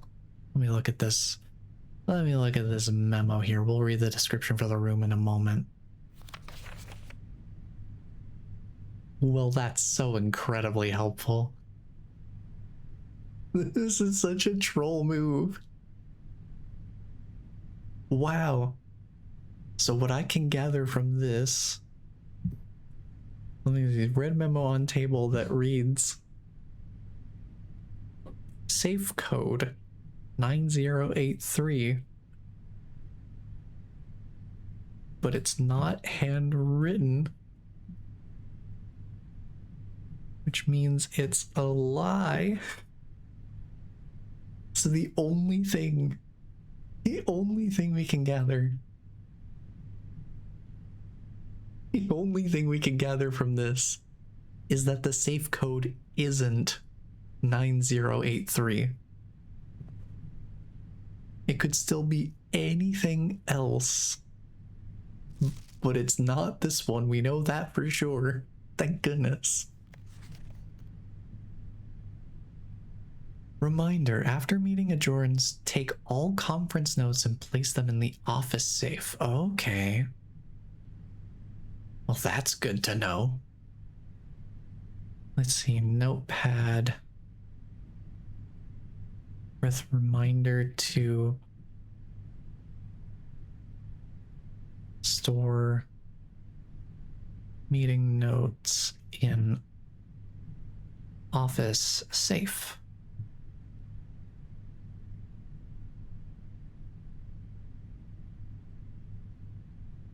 I'll just also write down that the code is unknown.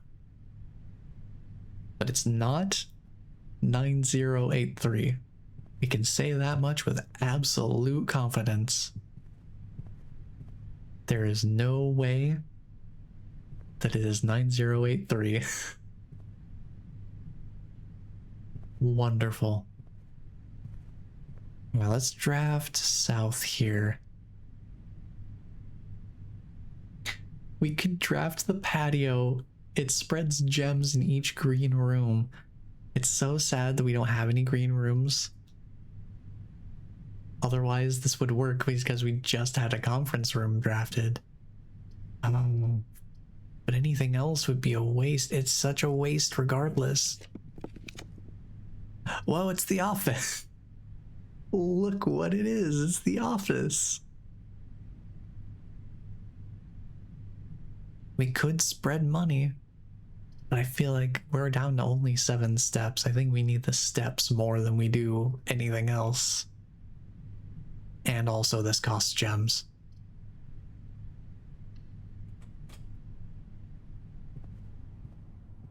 So let's grab this.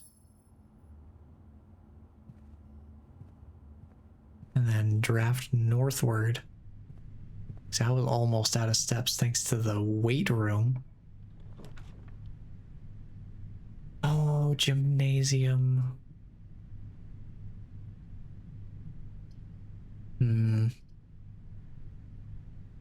East Wing Hall. I kind of want to do that.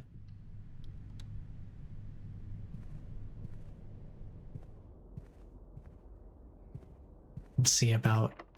No, that's locked. And that's also locked. Well, good run, everybody. Good run. I don't have any more keys. I have no way of getting more keys. But we did encounter some new rooms.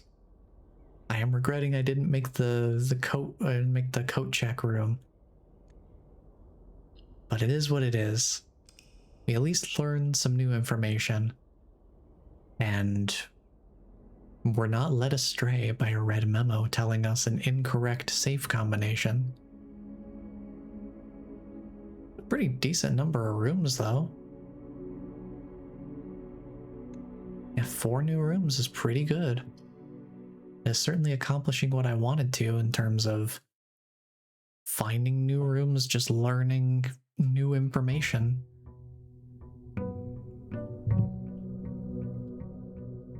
Now, I do still have some more of my food from earlier here. So I'm thinking while we do this next run, I'll probably do some more eating. So I will swap over to my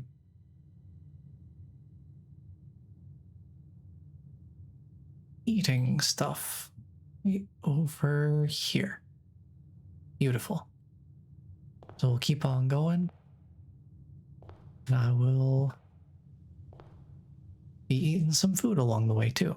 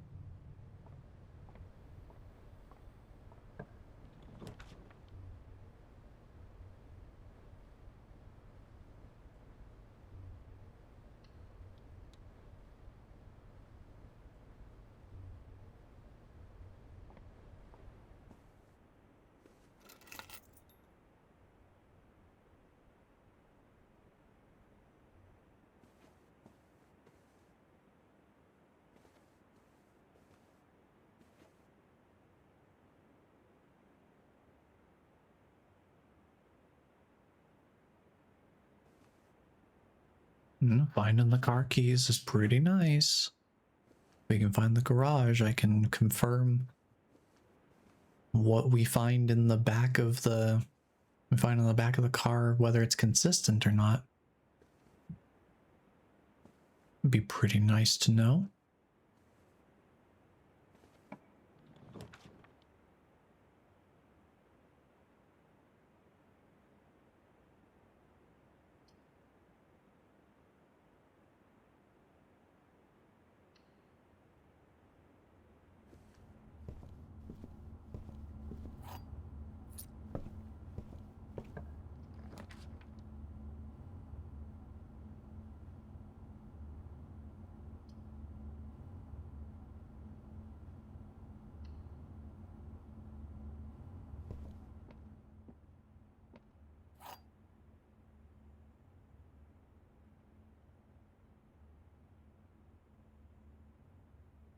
All right, I think it's time for me to come out of eating mode for a little bit. Just because it's logicking time. The parlor game demands my full attention, especially now that they actually are starting to force me to think back and forth on them a little bit. At least sometimes, because this thing, the white box does not have a statement. Well, clearly that's true. So you're the truth teller, which means the blue box saying that the gems are in a box with a statement is a lie, which means it's the white box because it's the box without a statement. I mean, come on, dude. I mean, really. Really, what are we even playing at here? Supposedly the difficulty of them increases for each subsequent success. I mean, either subsequent success or subsequent drafting. I don't know for sure. I've tried not to know too much about this game in between streams, aside from my own personal experience, so I don't know for sure, but hey, seems good. I'm gonna go back into eating mode. Just had to make sure. Just had to make sure I had the space to logic that out if I needed to.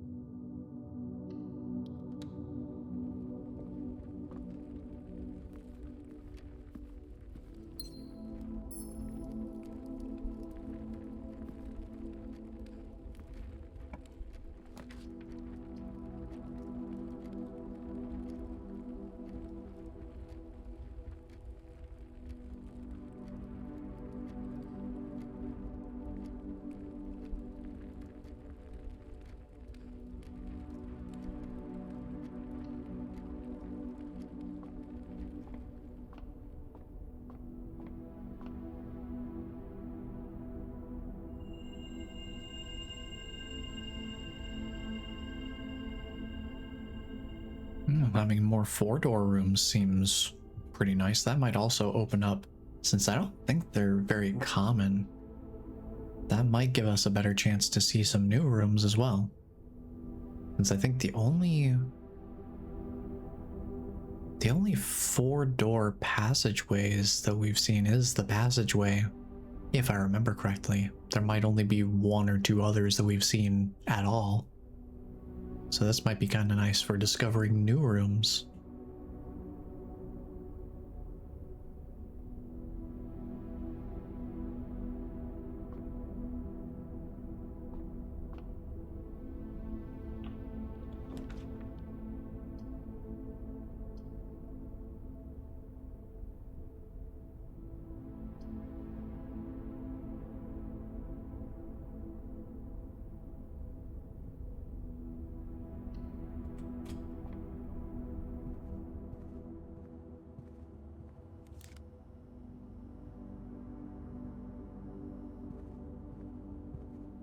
No, key card's also pretty nice to have.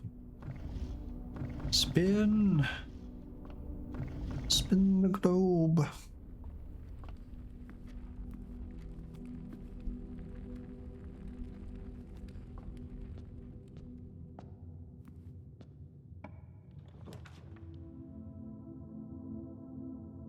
Whoa, the rotunda can rotate. Requires more gems than I have. Archives. While drafting, you will no longer be able to see all 3 of your potential floor plans.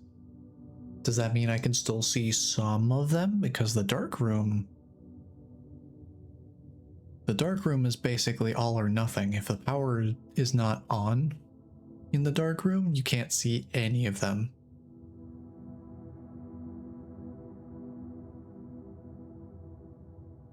Now the Great Hall has 7 locked doors. And it looks like 3 of them lead to passageways. I wonder what the other 4 do. I only have 1 key, so that seems like maybe not the best choice for right now. But archives might put me in a corner if I'm not careful where I put it in the future. So out here in the open, it's probably not as huge of a deal, but still not great not being able to see the floor plan drafting. It's a new room though, and one that we can branch out from more so than we can do with Great Hall right now, so I think we'll check it out.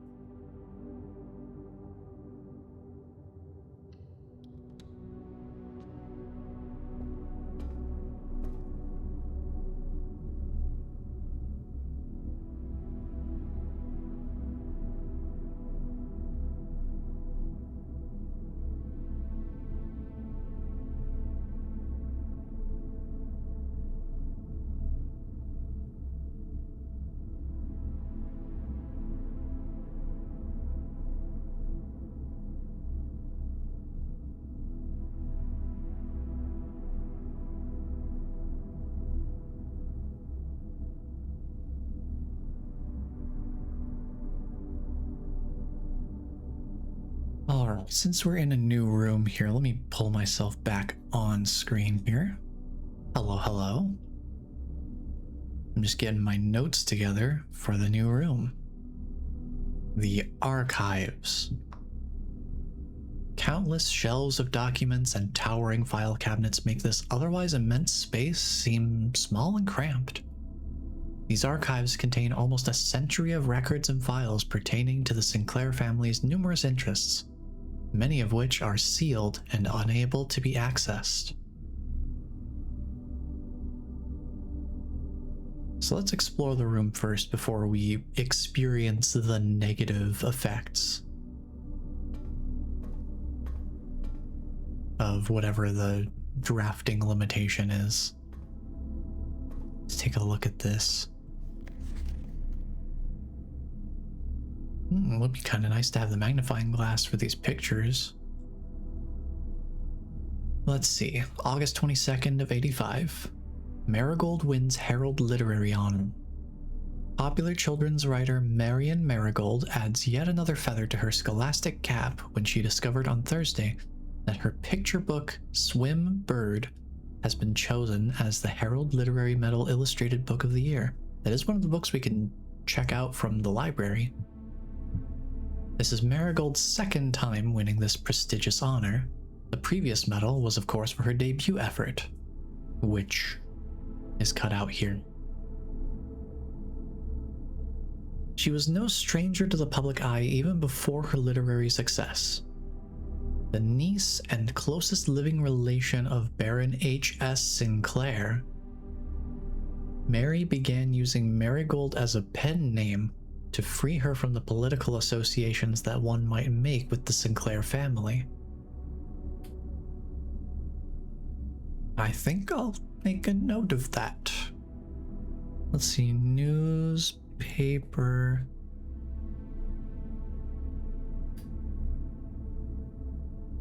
Clippings regarding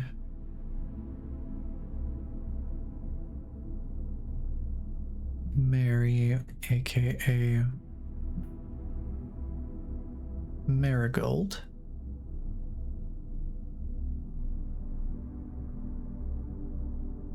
It's Mary and Marigold. I'll just write it that way. We keep it simple.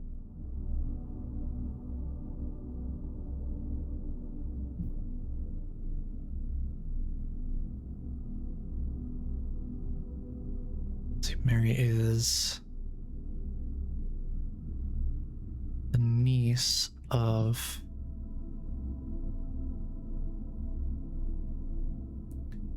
Robert Sinclair.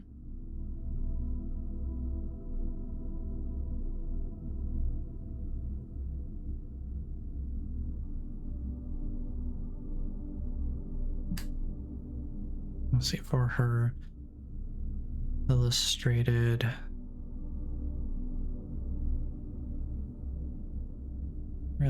book, Swim Bird.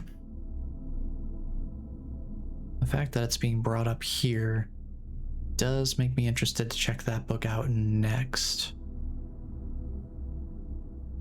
I'm kind of checking out the books in the library as they are brought to direct relevancy. Because the drafting guide told us about the pump room being important. So then the pump room manual, and then now we found this, so Swimbird kind of has my attention.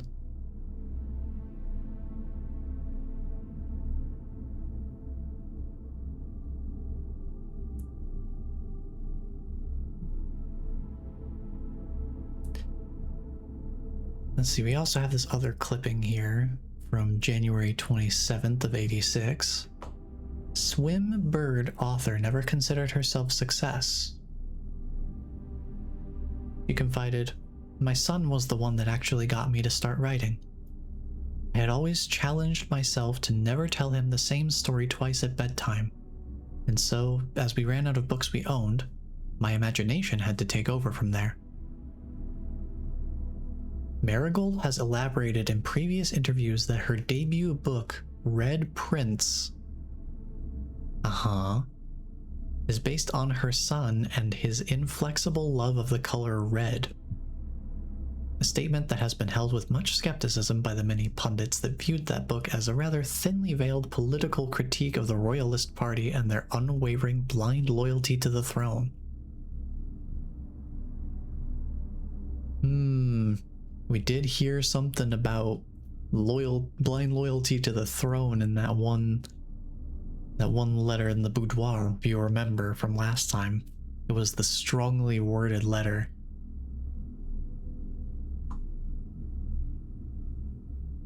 Let me go back to the boudoir, actually.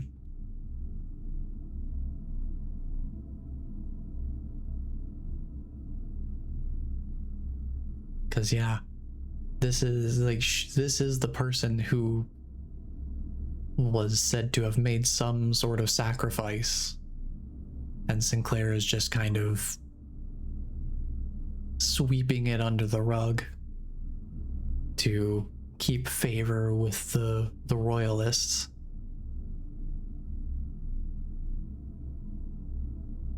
It's definitely some interesting connections here. We're getting a little bit more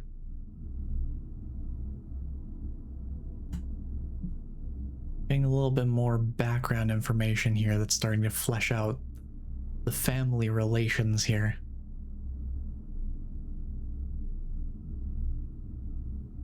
I want to make a note of her debut title, Red Prince.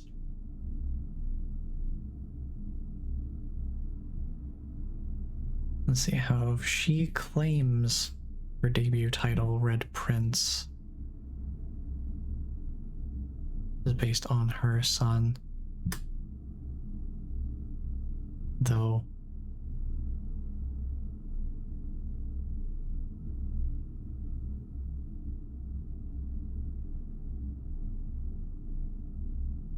it's believed to be a critique of the Royalist Party.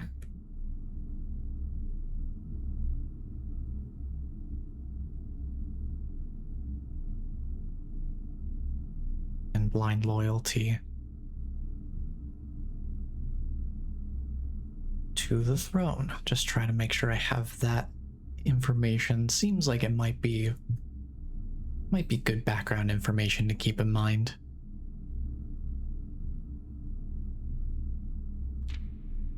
Of course, there's plenty more, as it looks like.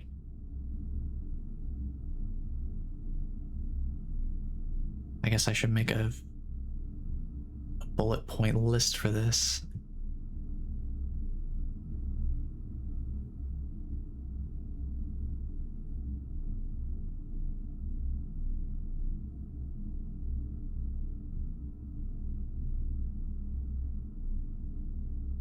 All right, next one is from November 11th of 86. Publisher and author detained by Red Guard, questioned. Caleb Manning and his publisher Philip White were two of 36 names that appeared on a leaked dossier naming them a person of interest in the Trinsdale bombing that killed 4 people last Tuesday. Oh, jeez. Okay, we're getting more serious here. Okay. Although no group has come forth to officially take responsibility of the attack, it is widely believed by authorities to be the work of the insurgent group RLCF, who also call themselves the Children of Blackwater. Now, why does Blackwater sound familiar?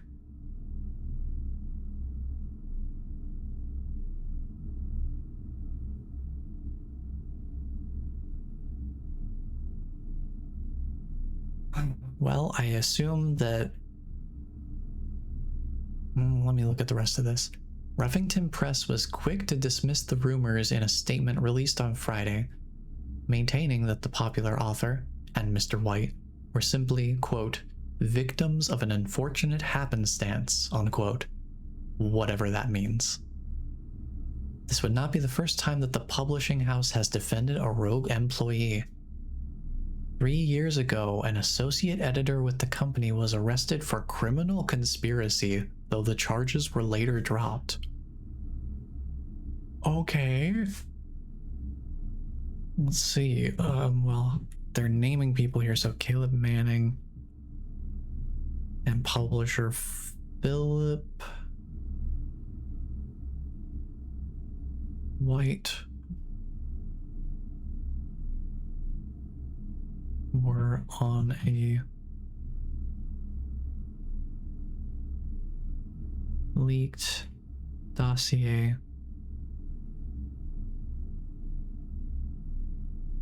of potential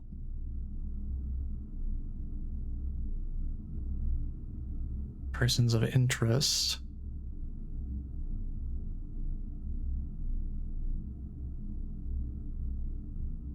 Trinsdale. We have heard the name Trinsdale before.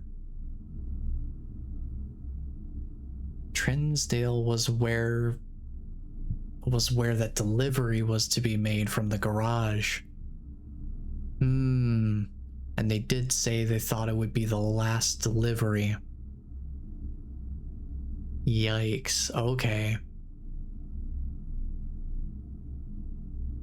I'm starting to see some connections here. Eee.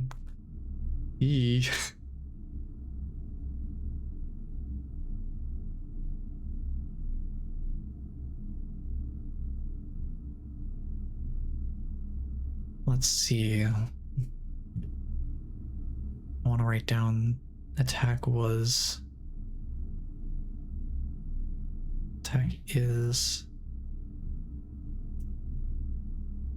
believed to be tied to insurgent group RLCF.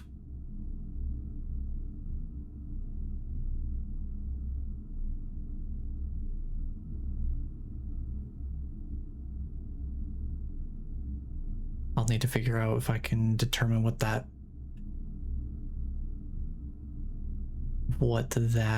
acronym means at some point, but I'll keep it written down for now. AKA the Children of Blackwater.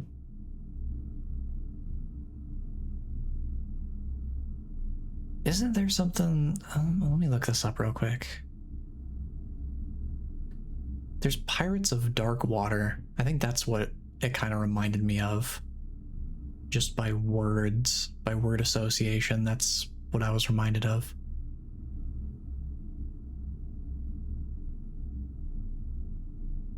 Oh boy.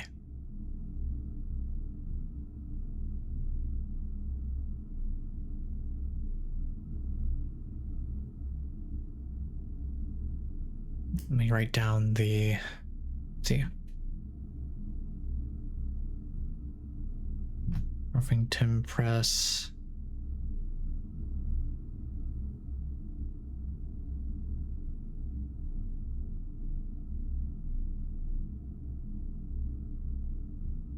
Denied any involvement. Claiming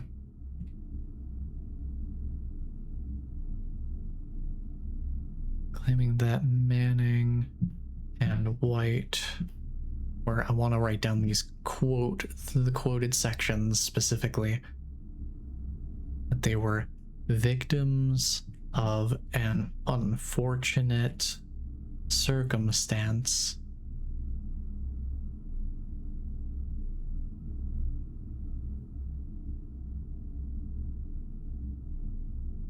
and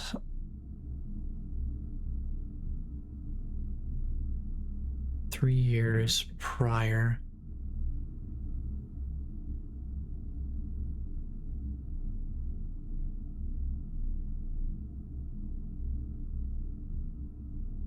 was arrested for criminal conspiracy.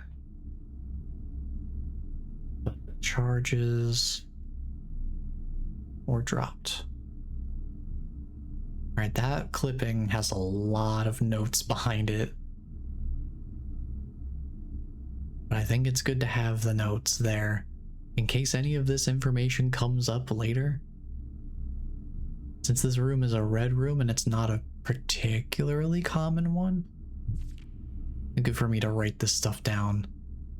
I guess I could take screenshots of this, but since there's a lot of words to it that might link informationally to other rooms or something, I'd like to have them searchable with like a word find search.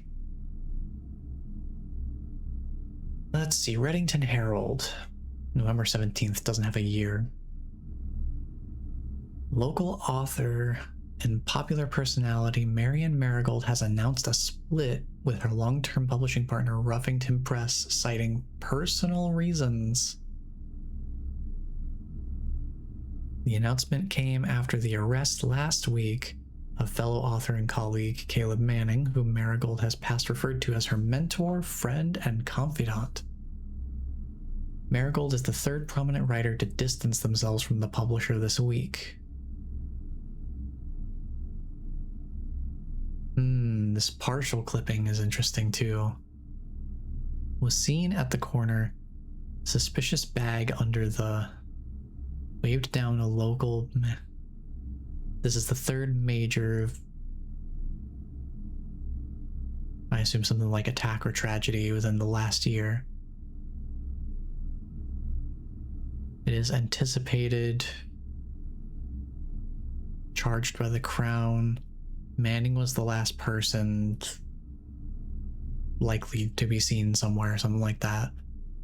The trial begins on Tuesday, expected to last up to something with grand treason. Oh boy. So this one, let's see. Marigold parts ways with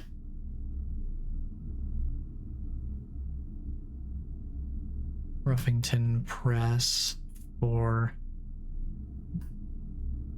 personal reasons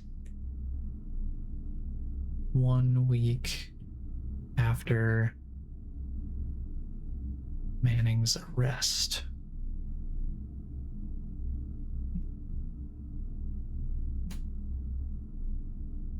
Partial clippings make note of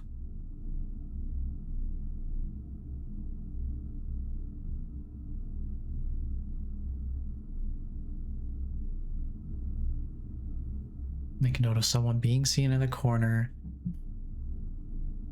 a suspicious bag being present,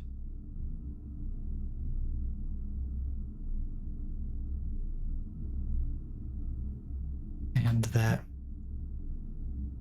Manning was the last. And I'm gonna infer a little bit here, but I'm gonna mark my inference separately so that I don't assume that this was written in the document per se.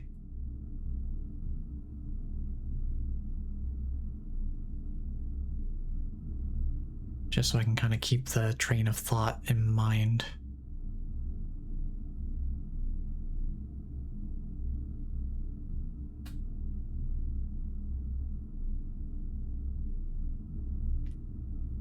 Let's see the defendant.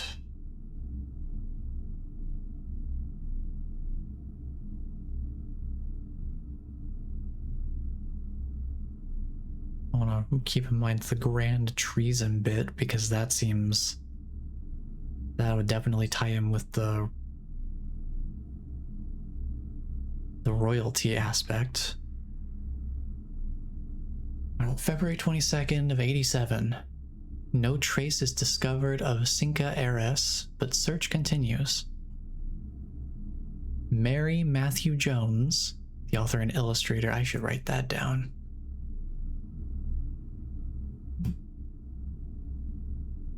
That's her full name.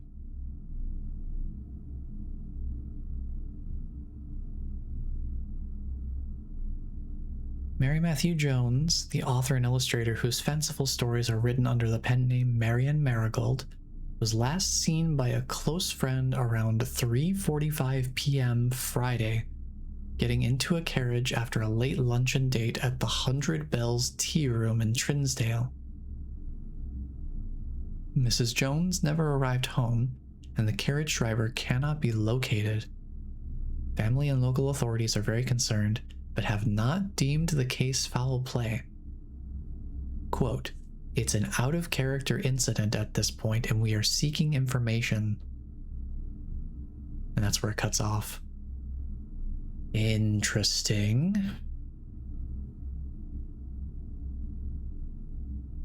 Let's see, Mary.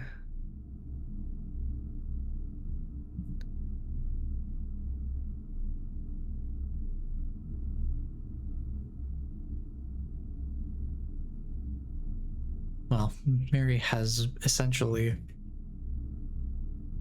either gone into hiding or disappeared by other means. That's the long and short of it, is she's not around. No one can find her. My goodness, there is so much information here. Priceless jewels stolen in dramatic Royal Museum heist. Thieves in the royal capital of Fen Ares have broken into one of the Crown's fabled closed exhibits. These lavish rooms have historically been reserved exclusively for the use of the aristocracy and high peerage, and access has never been granted to those outside noble circles, at least not until today. as local police and forensic experts have been spotted in virtually every corner of the museum grounds dredging for clues. The museum authorities said they were alerted in the middle of night, by reports of several masked intruders seen breaching the south wall and brandishing firearms. The intruders broke into the museum, subdued the royal guard, and disabled the security system. By the time the militia arrived on the scene, the burglars had simply vanished. Although an official registry of the lost jewels has not been publicly announced, among the treasured artifacts rumored to be stolen is the renowned Ruby Crown of Orinda Ares, the priceless crown jewel whose material worth pales in comparison to the historic value. If these rumors are true, the evidence may suggest that the theft was politically motivated. Okay, so let's see. Royal Museum is robbed. And the Ruby Crown of Orinda Ares is one of the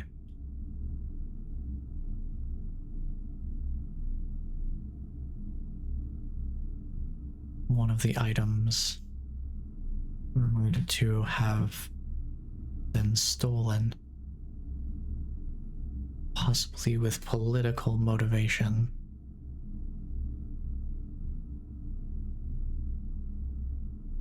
Okay. And that is our final one. Gosh, that's a lot of info. That on its own, just these newspaper clippings, this takes up a whole page of my notes.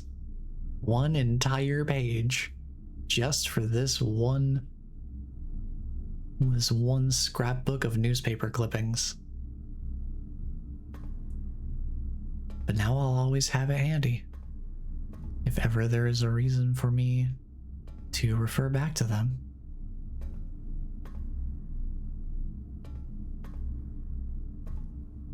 Pretty decent little lore dump, I'll give them that. Okay, now I gotta get my head back in the game here. I've been delving into newspaper clippings for so long. It's like, yeah, we're playing a game here. So let's see, while drafting, you will no longer be able to see all 3 of your potential floor plans.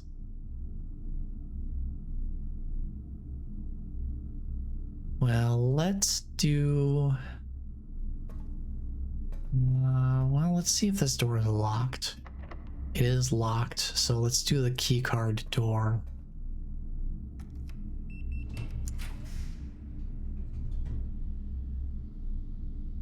Oh.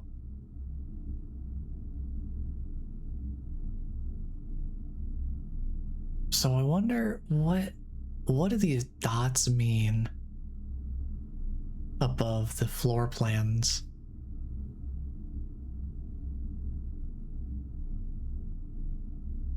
Because I can't really use the archived one as a point of reference because I don't know what room it is. The weight room is a 4, and the secret passage is a 3. I don't think that's based off of rarity because this isn't top tier rarity or anything. And I don't think it's based off the number of doors either because the secret passage is only 2 doors, an entrance and an exit. Or I guess from one end of the room to the other would be more accurate. So I wonder what that means.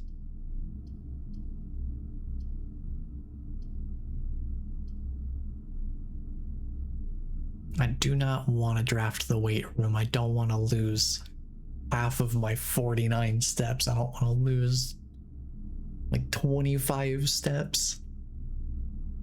That would be very, very unfortunate. But I also don't trust the archived floor plan. But now that I know what this does, let me write it in the notes. while drafting at least one of the listed floor plans will be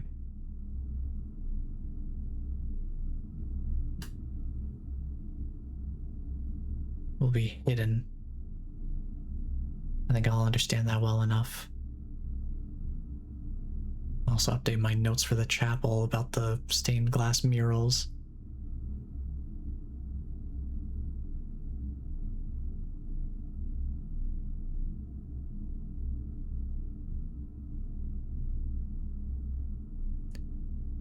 Just want to make that note about the stained glass murals possibly being linked to a series of draftable rooms. So I think I'm gonna go with the secret passage. Cause I don't trust my luck.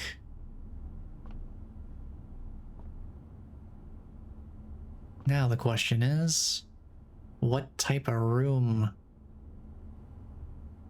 We could do a green room, but that would mean I would be more likely to have to spend a gem unless I get lucky and I'm able to get the one green room. Which one is it?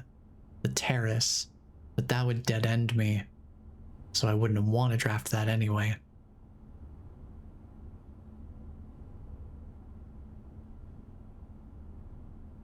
I feel like the hallway might be the best option, because I don't really have money to make a shop worthwhile, so I think the hallway is the best bet here.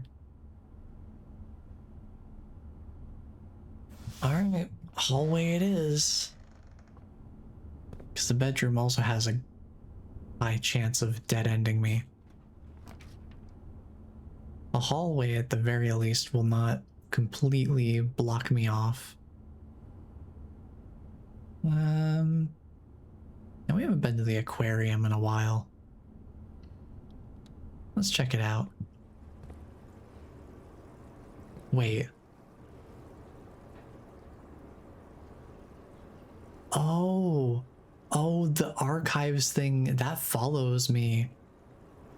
Oh, that's mean.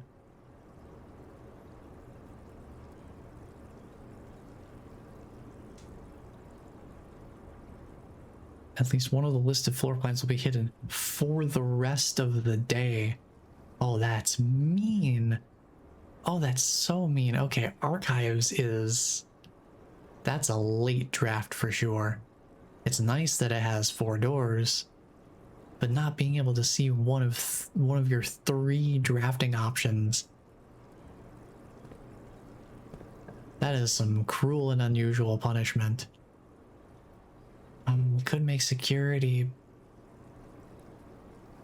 but I don't know that I want to. I don't even have gems for it. I don't have enough gems to do that. I guess it has to be workshop because I don't trust the archive. I don't know. I don't even have anything that would be useful for the workshop. Maybe that's a waste. It's a dead end no matter what I do, so I might as well do the archived floor plan. What is it? It's the dark room. Is there any reason for me to go in here? Can you even get items in that room? I don't know. Let me draft the other direction if I can. Welp. We can certainly try the archive floor plan because none of the other options are really viable. What do we got? Oh, pantry. Nice, we can work with that. At this point, I am really just... I'm letting Jesus take the wheel on this. Corridor, probably, yeah. Just keep moving through here. God, that archived room thing, that's really scary. I mean, I guess It's either get items or I can gamble. I certainly could gamble. If I don't like what I see here, I'd have to go back to the archives the long way anyway, so we might as well. Ooh, library. It does connect back to the archives, so we can go through that. That's our only other door, though. So we're running a little lower on options. Book time, yes. The pump system user manual. All right. The EPCW pump system is engineered specifically for the luxury requirements of today's indoor in-ground swimming pool and spa. The EPCW system is also expandable, allowing you to use multiple pumps to control the water flow and volume to several different designated tanks and aquatic house features, be it an aquarium, fountain, or good old-fashioned swimming pool. I guess let the screenshotting begin. Because, oh boy, here we go. Let me pull up these screenshots here. I'm not gonna label them all right now. I'm just gonna take one screenshot for each page as we go. I'll name and organize and save them all later. Let's look at the borrowers. Got Gene Ribbon, Paul Withers, and then myself.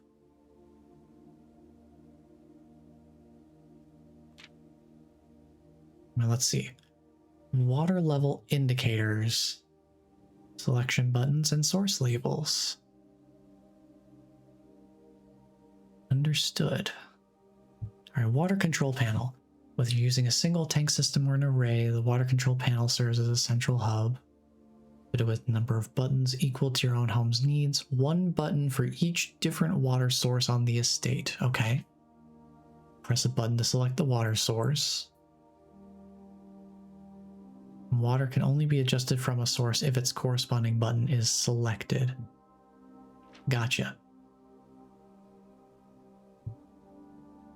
If you have selected a source using the water control panel, next step is to set the pump associated to pump either in or out. So initiate water flow to or from one of your supply tanks.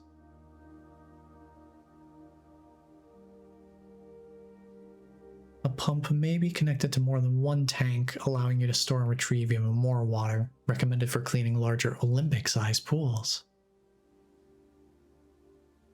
In these cases, the tank a pump is using can be changed by a simple flip of a switch. All right. So you use the water control panel to select a source, and then you use the pump lever to set which direction you want the water to flow. Seems pretty straightforward. Yeah, doesn't really get much simpler than that. Good to have that information on hand, though.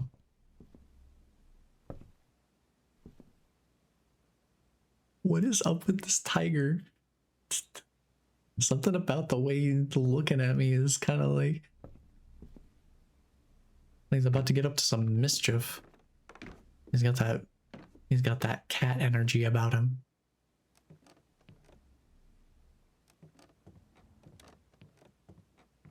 Now let's see how our room drafting stats are looking right now.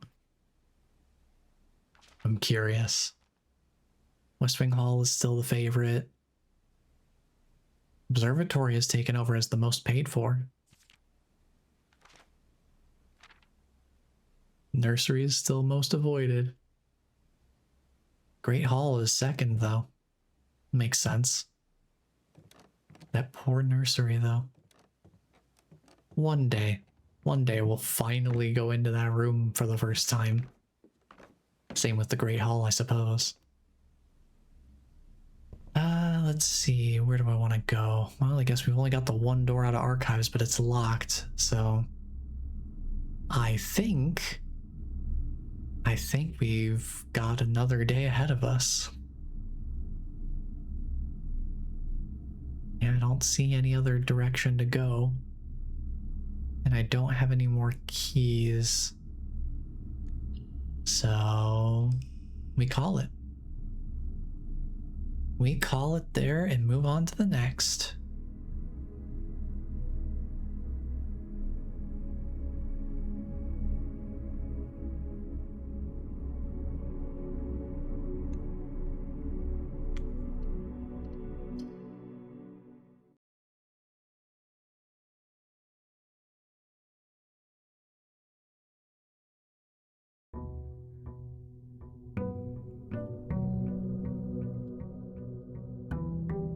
I will say, we did get a lot of lore from the archive room.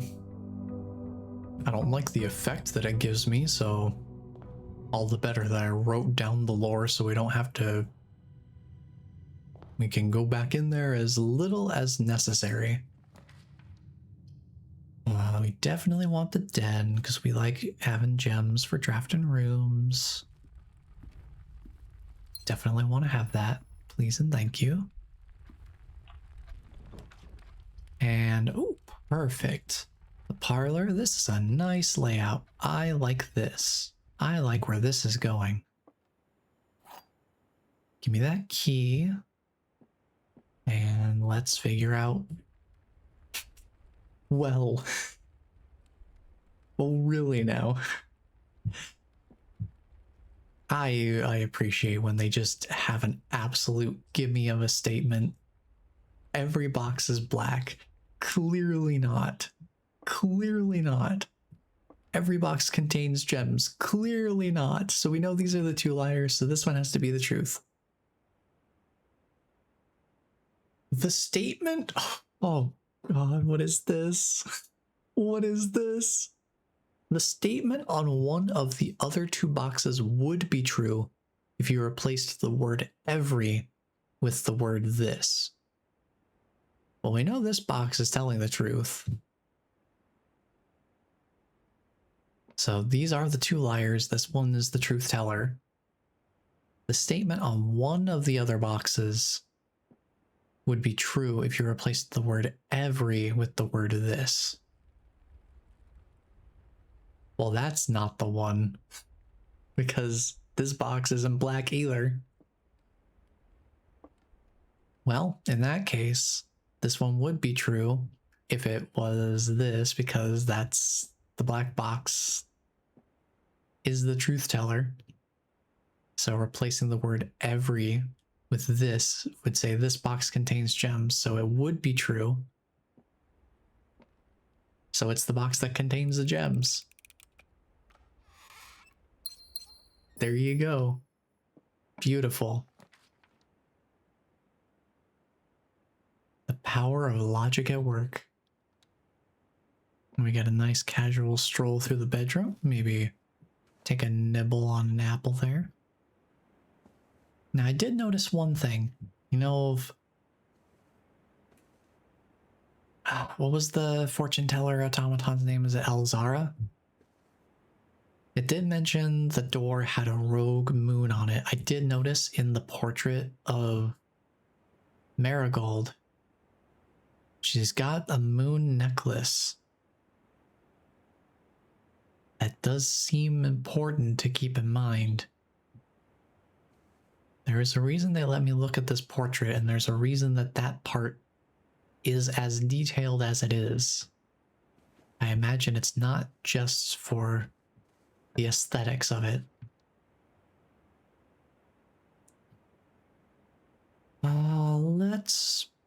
Let's do closet. Let's try and get some items. A gem and a sledgehammer could be handy. If we come across any trunks, we don't have to use keys for them. We're early enough that I don't think we need to worry too much about the cost of backtracking. Let's see what we can do off of the westward door here. Hallway.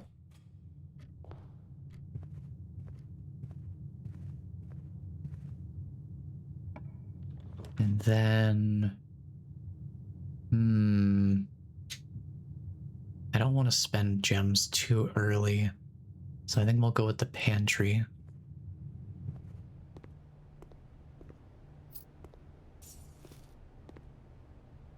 Grab ourselves some goods here. Spare room to move forward? I think I'm gonna do storeroom. Get some more goods. And a broken lever. Okay. Now all I need is a coat check, and then I can make the ultimate move.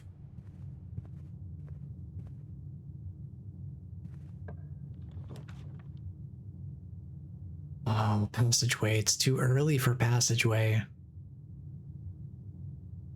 I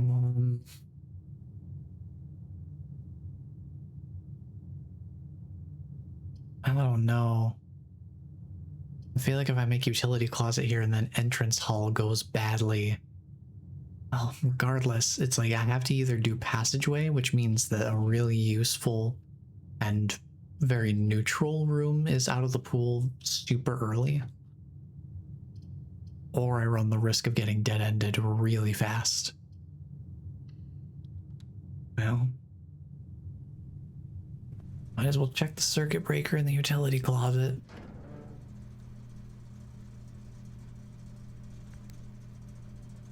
VAC indicator. Oh, I can click these. Oh, what? Wait, this one has a blue? What? What is this? Huh? VAC indicators. What is this? What? Huh? Oh, that's weird. Huh?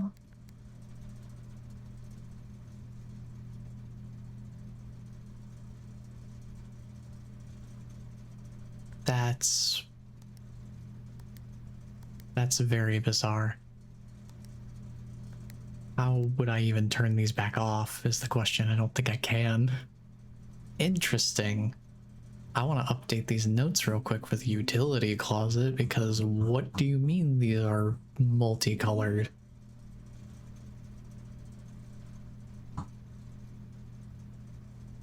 Where are you at, utility closet?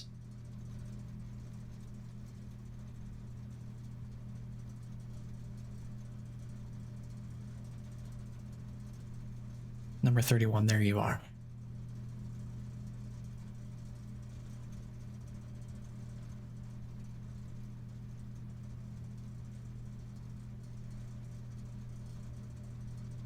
See these VAC indicators that can be manipulated into green, blue, red, and violet lights.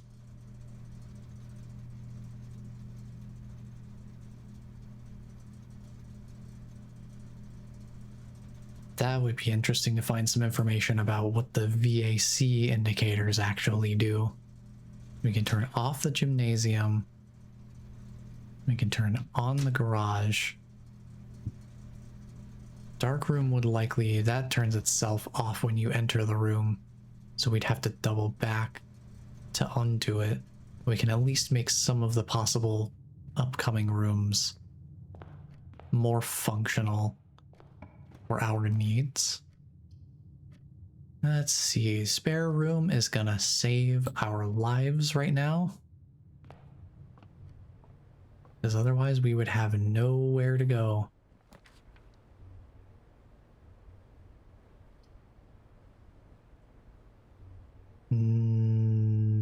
Commissary, because I don't want to lose my coins right away.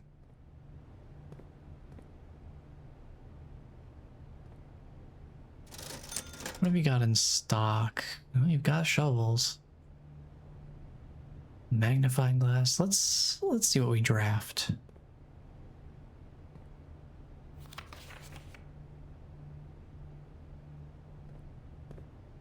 for the next room. Now the nook would dead end us, so we have to do the courtyard if we want to make forward progress. Can I see? Oh, there's a shovel out there. I think that answers the question of what I'm going to spend my money on, because yeah, the shovel's there. It doesn't even let me buy it from the shop anymore. I wonder if I bought the shovel before drafting the room, would it would spawn something different, I imagine, considering that now it's not letting me buy a shovel because one has been spawned. Interesting. I'm gonna grab another gem. And then we've got the shovel, which we can use for something. This is a digging spot. Nothing of interest was buried here, but it is a digging spot. So I should keep an eye out for those piles of dirt.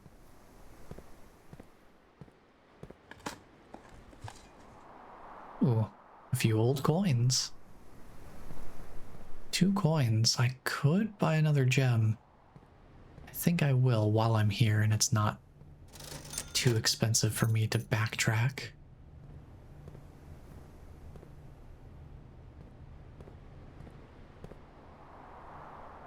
Alright, 2 different doors. Let's see the westward.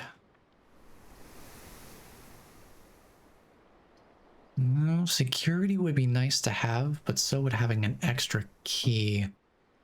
Security is more useful though, because we can get the key card system readjusted.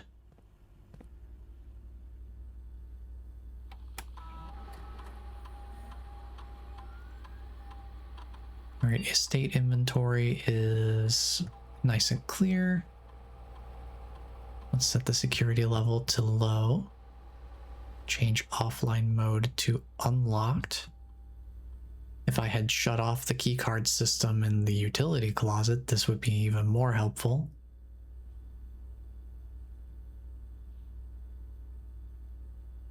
I think we're all good here. How far back is the utility closet? Yeah, that's quite a hefty backtracking. That's 12 steps just to turn off key cards. I think I'll hold off for now.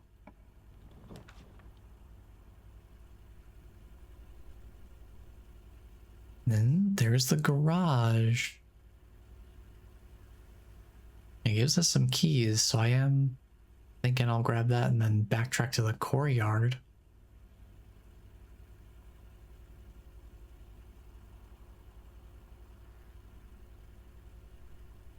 Could do that.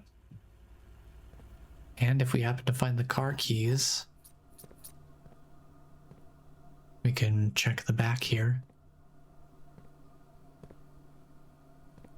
I don't see any other things of note in here. What? Wait. Oh. You know what? Maybe I will go on the west path. Interesting.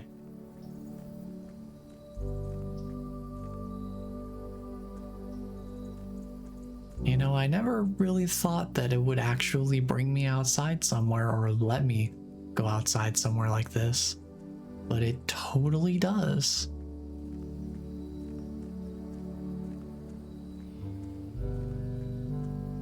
Interesting.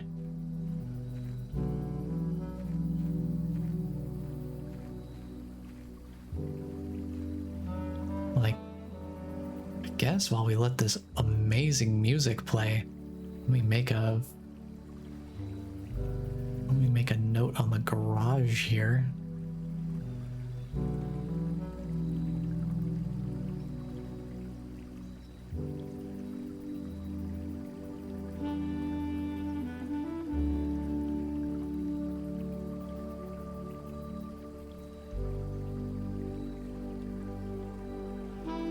Let's see, which can also, the west facing garage door can also be used to access west path outside. And then for the grounds, I can make a section for the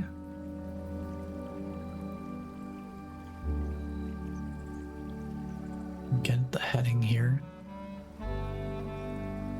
The west path.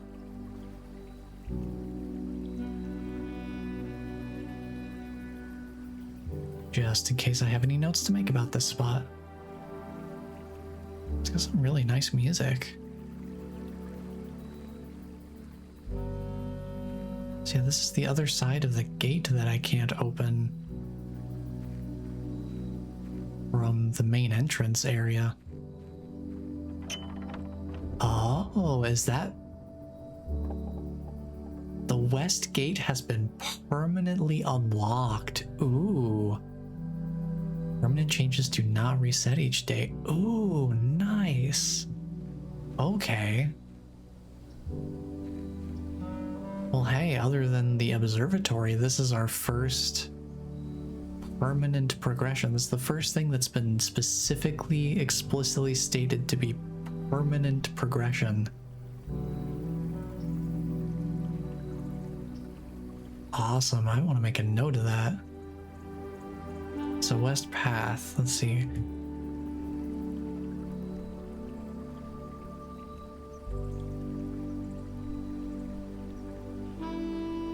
Can permanently open west path gate from main entrance. So now we don't have to draft the garage on the west facing wall of the blueprint and have it powered on through the utility closet to get over here. Interesting.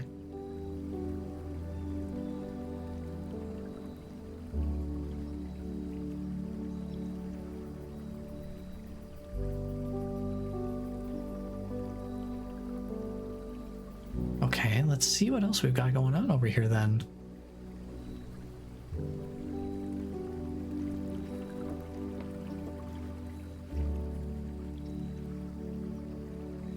Yeah, look at that. Now we have a section for permanent additions.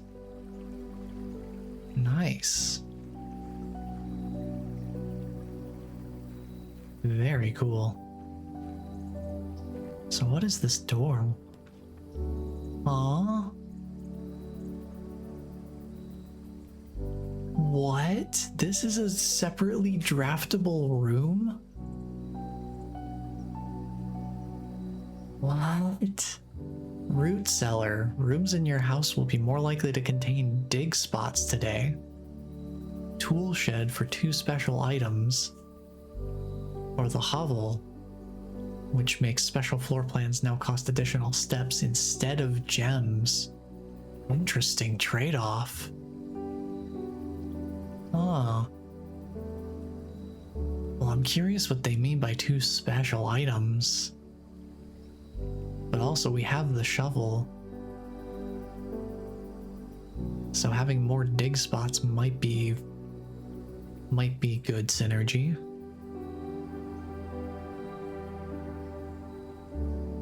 Huh. Very interesting. I think I will do the root cellar this time.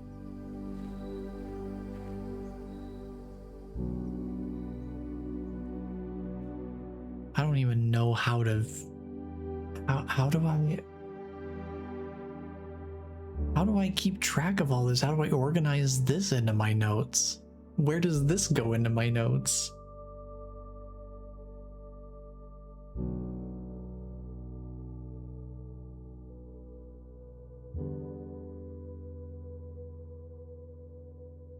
I guess it has a draftable room and I'll just make a list of them here. Just root cellar.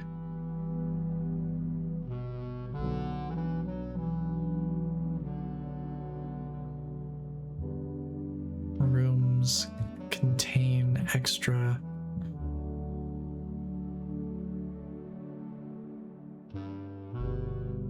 the rest of the day. And then the tool shed.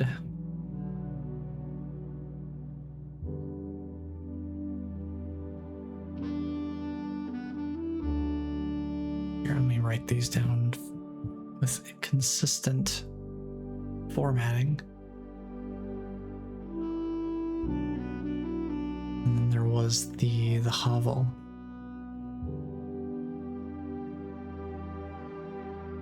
I'll just make sure to note that these are undrafted.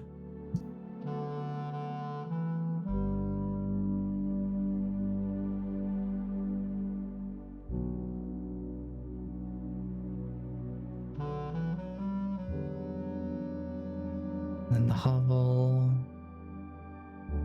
allows special floor plans to be drafted using extra steps instead of gems, which is an interesting trade-off. Could be used well with the right mindset and proper preparation. We have the Mount Holly family tree.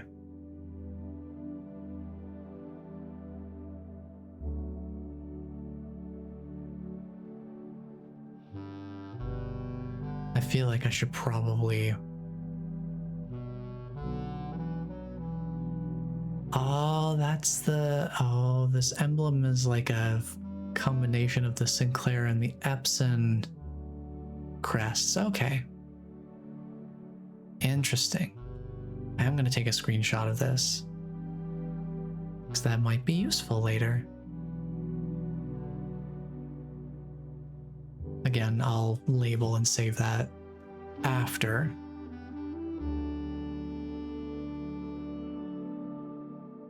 Yep, there's Baron Thomas Sinclair and Lord William Epson.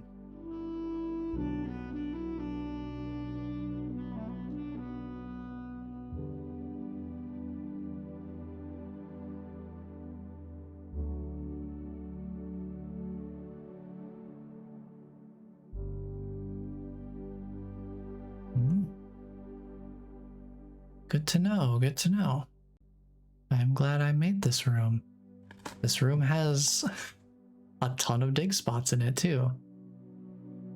So we got a key. We got a key. We got a rather dirty coin. Money is money, I suppose. It's another coin. It's another coin. A worthless old tin can, not worth picking up. And true to that, it is not in my inventory. Oh, outer room. Nice, okay. So that's something I can potentially... I can start the day with that if I want to, at the cost of a few steps. Because it's one step to leave the... One step to leave, one step to transition from the main area to the Westgate path.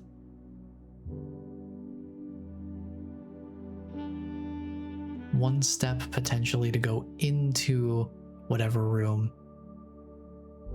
and then back out. So it would cost 6 steps, anywhere from 4 to 6 steps to draft the outer room. Yeah, that's good to know.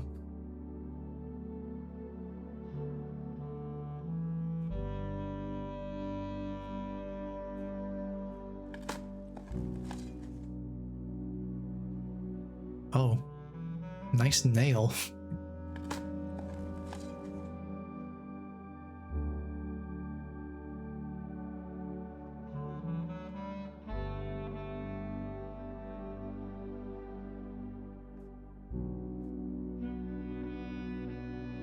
Now with that last coin, I suppose we can leave. I wonder if there's any other dig spots out here. That's a concept. I don't know if there would be. No harm in taking a quick look around, I suppose.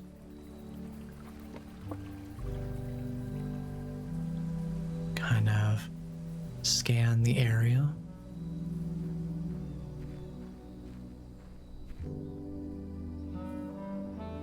So yeah, the pump room, there is this fountain out here.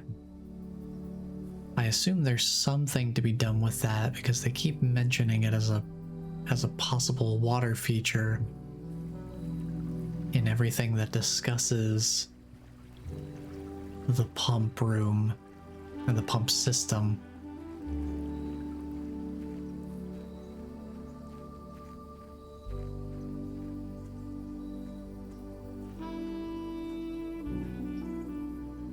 I think we'll head back in to the estate. Oh, you know what I could do? Worth consideration in the future, I suppose.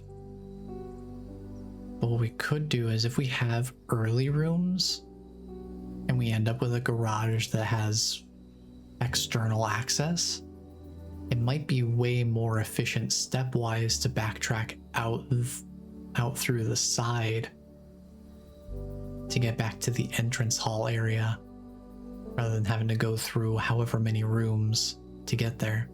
That's something to keep in mind for strategizing, I suppose.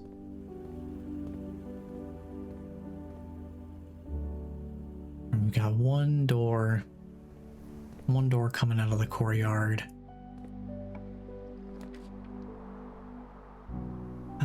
You know what?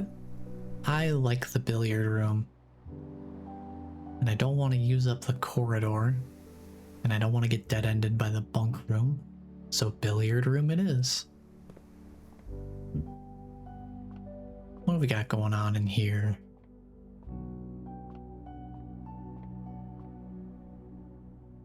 Anything of particular interest aside from the dartboard? No, looks like we're puzzling.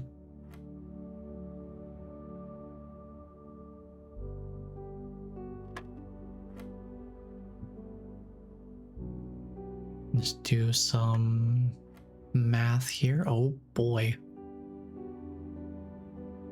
16 minus 5. 11 times 2 is 22. Divided by 11 is 2. Congratulations. Adding on to my pile of keys. Good golly, I have a lot of keys right now. Oh, the door is locked, you say? Well, I have plenty. I have plenty to deal with that.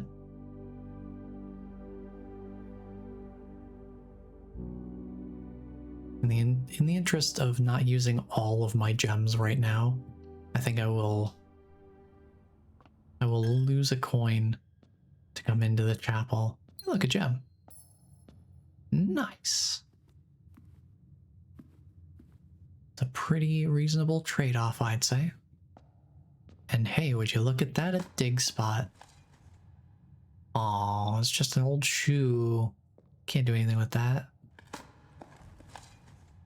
Ah, it's a tin can. I can't do anything with that. Darn. Both of the dig spots were just junk.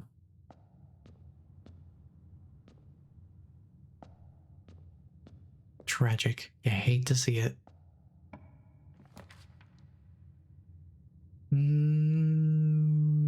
Drawing room, I think, might be the way to go here. Gives us some more connections. Also gives us a free reroll if we want to use that.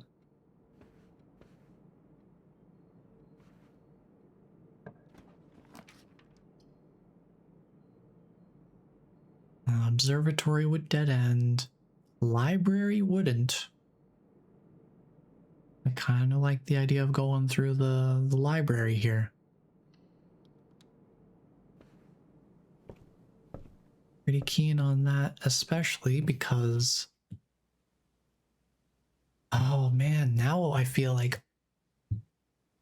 all of these books all these books have a reason for me to check them out, except for the ones that we've already read, of course. But I feel like I've got to check out. I gotta check out Marion Marigold's second super successful title, Swim Bird. We'll see how that pans out next time. We get draft to the library. I don't feel a need to check my stats. We've been up there pretty recently. We've been getting the library a lot recently, actually. What can we do? Ooh, wine cellar. Give me those gems. Absolutely. Yes, please. Gem, gem, gem. And a couple of dig spots. There was just straight up nothing in that one. And, oh, some coins. Nice. And we've still got a room we can draft off of the drawing room here.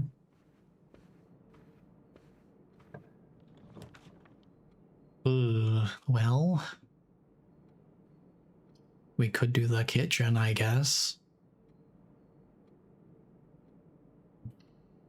Got an all right number of gems at our disposal. We have some coins.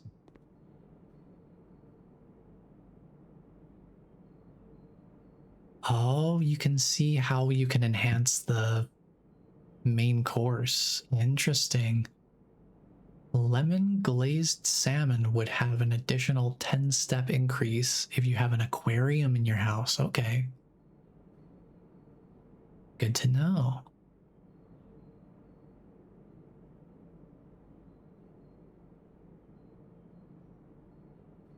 Oh, the bacon and eggs adds the morning room to today's draft pool in addition to the plus 10 steps. Interesting.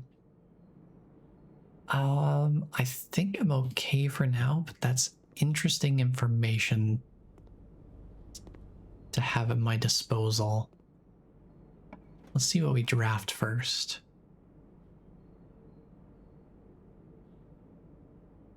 I think observatory is certainly a way to go.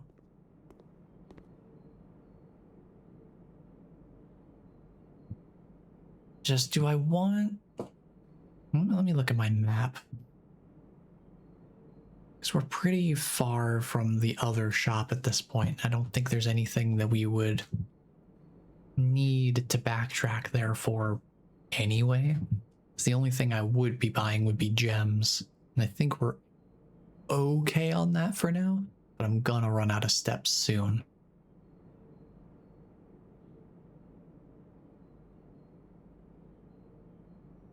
I think that's just how it is. I'm thinking I might want to just get a few of these bananas while I have the option to right now. Try and give myself a little bit more wiggle room for moving around.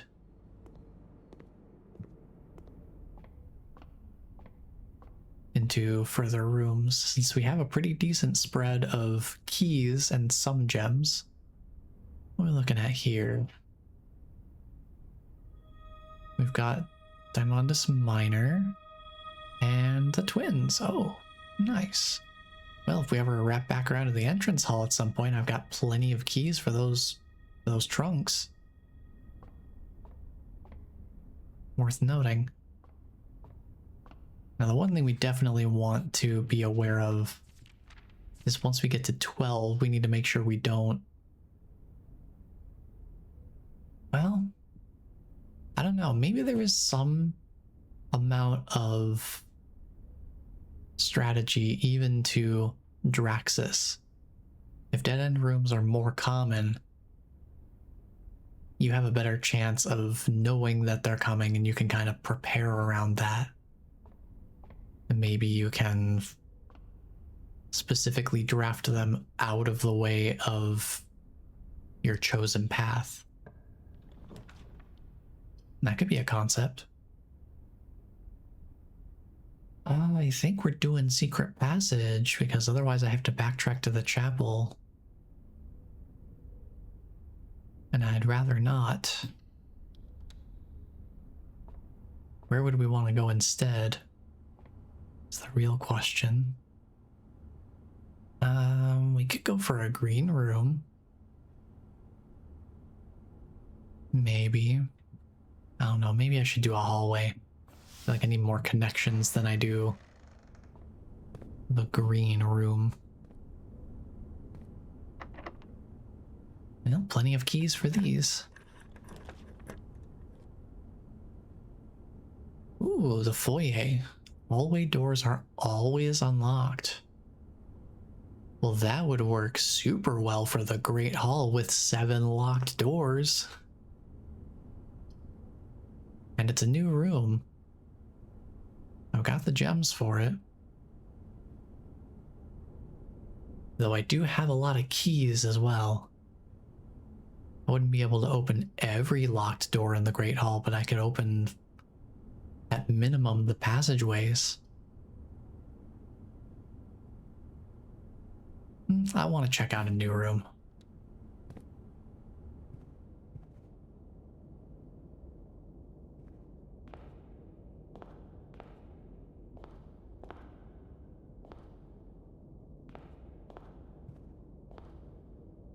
Well, I'm just taking a look at the names here.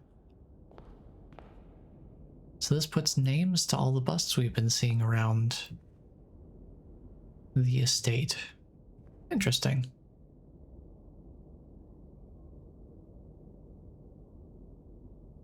Alright, this is a hallway. So let's go to, oh, outer rooms is its own section. Well, how handy. I won't worry too much about giving them their own section. I'll just have them under the west path. That way it's easier to find it where it's relevant for me to know the information. Okay, hallways. Foyer is the second to last. So once we've drafted the Great Hall, we will have drafted all the hallways. Not too shabby. Let me head down to the hallways area.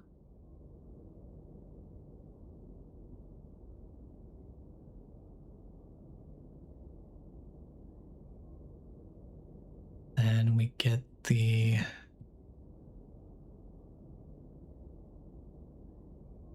foyer written here. And this was 2 gems to draft, right?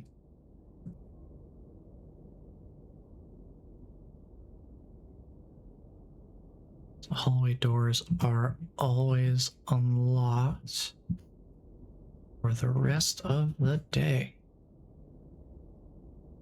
Now, I don't know if that would apply retroactively to hallways that you've already drafted, or if that would only apply to new ones. But either way, definitely handy. Especially if you manage to draft the Great Hall where you've got 7 locked doors. Just not having them be locked at all is huge value. Let's read the description for the foyer. The grand Baroque Hall of Mount Holly is impressive to behold. This ornamented passage is flanked with marble pillars and features bust statues of the more prominent figures of the Sinclair family legacy. It's a pretty nice little space. And of course, if you happen to get lost and can't figure out where one of the 2 doors in the room is, you got a handy pair of pointers just showing the way. Whoa, what a choice to have to make here. Oh boy, am I gonna use the last of my gems to make this passageway? I think I might, because otherwise I'm in the dark room, and the dark room only has 1 actionable exit, and I can't see the floor plans. Oh boy, here we go!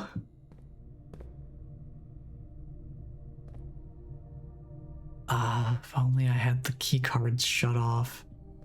I'm not gonna go that way anyway. West Wing Hall, you're keeping this going more than anything else right now. Alright, dig spot. Some coins, okay. Be cool if I could find gems in those, but as it stands, I can't really be picky. Can't really be too picky. Because I'm running out of options. I don't have gems, and that's a problem. Oh boy, I don't want to use up the corridor. We're gonna go through the boudoir. We're just kind of still going, I guess. Go over here and grab the gem out of the safe.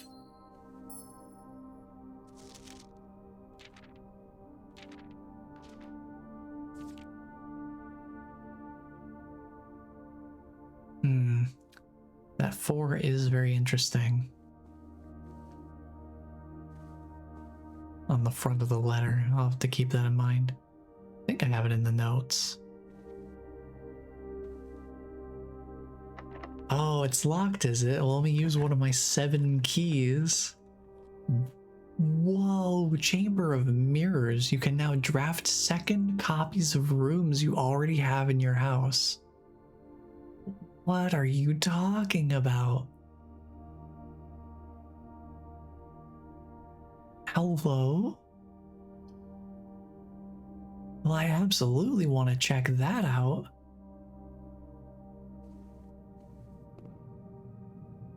Whoa, this room's weird.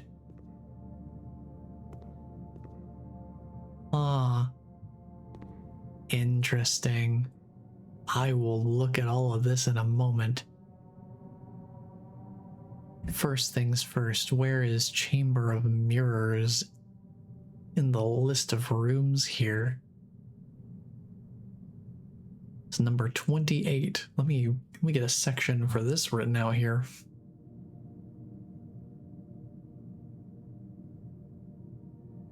$28, right between the library and the pool. Okay.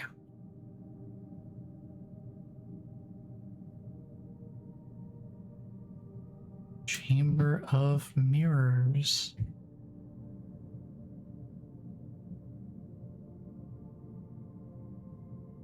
Allows for drafting a second copy of any room that has already been drafted today. This says you can draft second copies of rooms you already have in your house. So it's not like, you know, I haven't drafted the gymnasium yet, so I wouldn't be able to draft 2 gymnasiums unless I already had a gymnasium drafted today.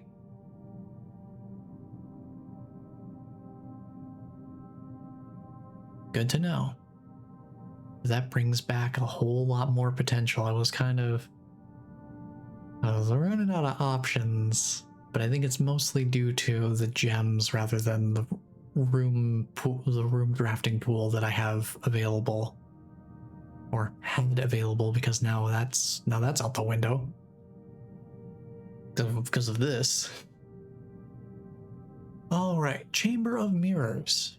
Reflections of reflections. This confusing room can sometimes prove disorienting to the wayward guest. However, upon closer inspection, they quickly realize that viewing this room from more than one perspective is the key to unraveling its secrets. Oh, so you have to come into it from multiple different sides, so you want to have as many connecting rooms as possible. Oh, that's interesting. But also marginally concerning because I don't have any other doors to go through. So I guess we just... like, that's it. It opens that slider, but that slider doesn't help me. We are out of rooms. But we did get a new room, and we've unlocked access to the outer rooms, the outer room area on the west path permanently. Permanent progression? Super cool. Super cool.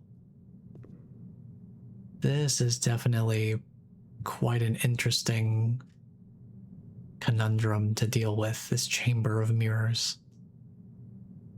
Still no coat check, unfortunately, so unless we backtracked all the way to the entrance hall, which would take basically all of my steps away to open those chests and see what's in them, I think we call it a day. But hey, our first set of properly permanent progress. And look at that layout. Look how many rooms, 29 rooms we managed to draft that day. Not too shabby. I think I'm doing a little better now that I have an idea of some drafting strategy.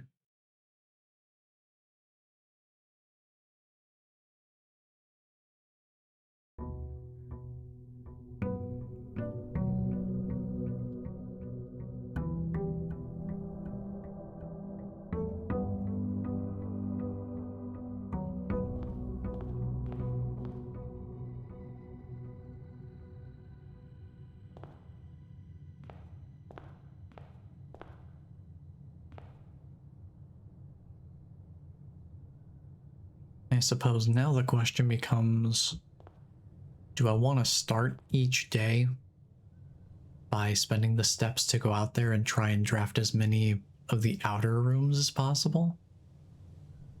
I feel like we usually don't end up running out of steps in the estate itself. So I think spending a handful of steps to come out here and draft this room, especially since that's new information for me to work with potentially. Because look at that, that's a whole 2 other rooms that I didn't know existed, and now I can just make a note of them. I need to add to the Chamber of Mirrors notes that accessing this room from other angles is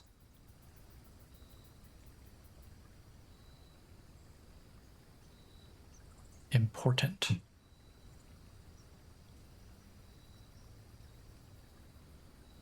Accessing this room from multiple angles, I suppose, is more descriptive.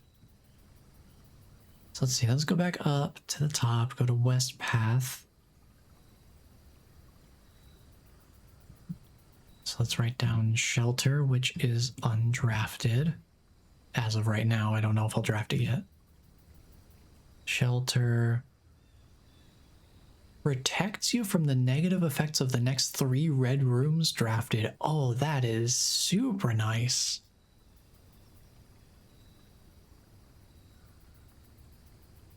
Protects against the next 3 red rooms' negative effects.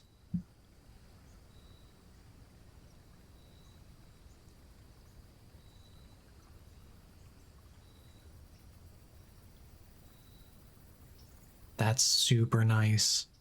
That can actually make things like the archive usable as a second passageway, basically.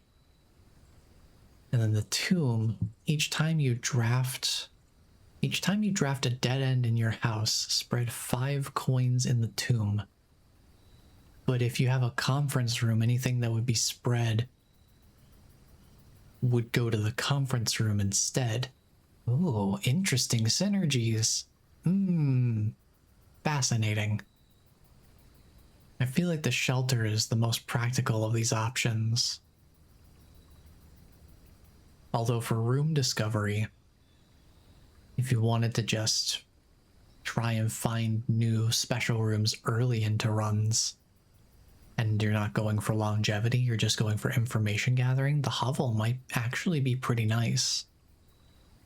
Because then you're not locked out of going to places like the nursery or the observatory if you're early on and don't have gems yet. Could be pretty handy too. I think I'm gonna go for the shelter this time around.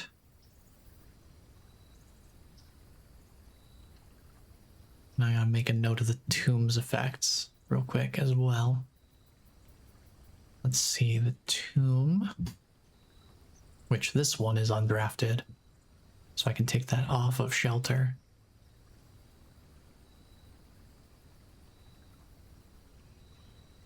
Whenever a dead end room is drafted,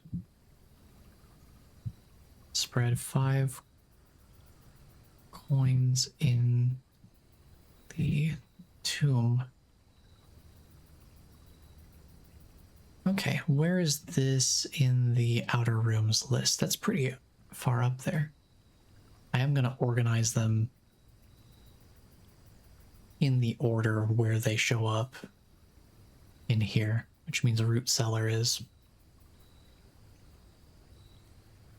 going to have to be lower on the list eventually. That should work for now. All right, shelter. An underground bunker located away from the main house. This fallout shelter was designed specifically for air raids and features thick walls made from lead and other materials intended to block radiation. A computer terminal within has been connected to the house's network system should an emergency necessitate remote access. What? It has a terminal? Excuse me? Hold on, we gotta check this place out. I was gonna check it out anyway, but computer terminal. If we come across upgrade discs, we could bring them here in theory.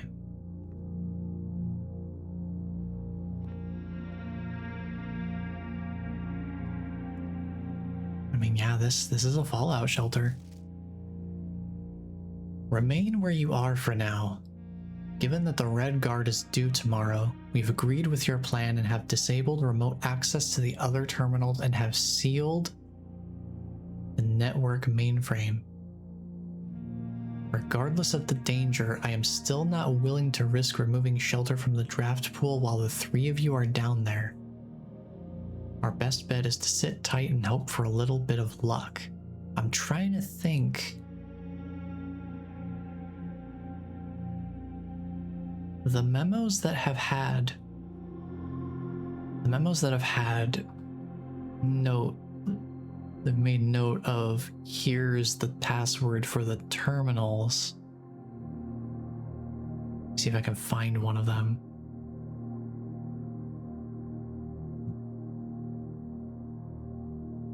I'm gonna go down to shops. Because yeah, the password that's almost completely scribbled over, it starts with an S. I wonder if the password might just be as simple as shelter.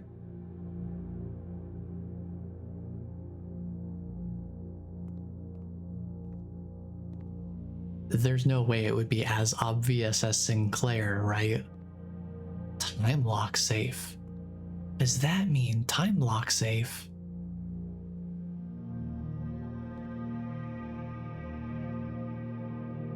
Time lock safe. There is some stuff going on here. Alright, let me look at this. The shelter's time lock safe can be accessed by setting an unlock date and time. You can use any date and time as long as it's at least 1 hour in the future. Once unlocked, the time lock safe will remain open for 4 hours.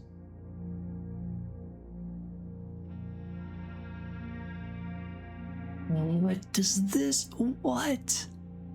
Huh? Radiation monitor.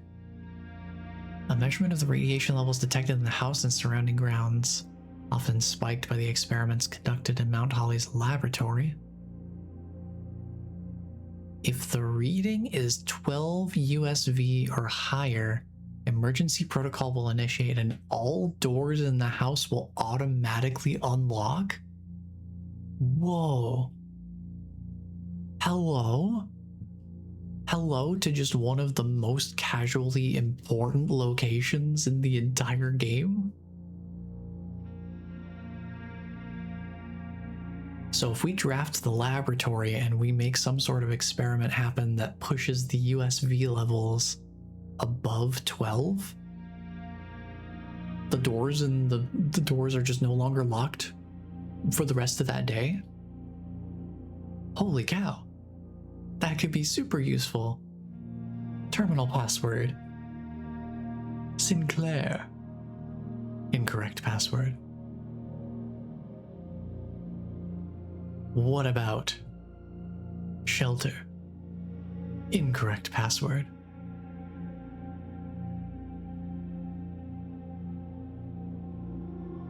What about smiles? Darn. And here I thought smiles was the answer to everything. Oh, the time lock safe, that's curious. I mean, I don't know how that even factors in. Like, is this using real time or in-game time? Because unlock date, I don't even know what date it is in the game.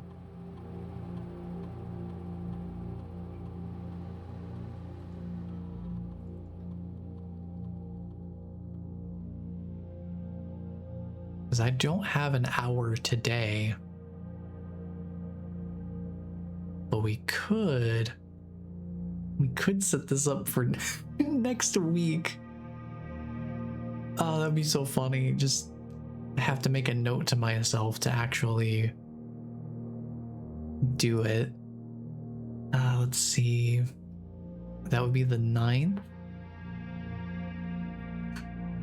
I don't even know if this is working off of real life time, but I'm gonna try it anyway just because of who knows. We want, I guess 12 p.m. because it says it's open for 4 hours, right? Let me check. Yeah, it'll remain open for 4 hours, which is perfect for my purposes.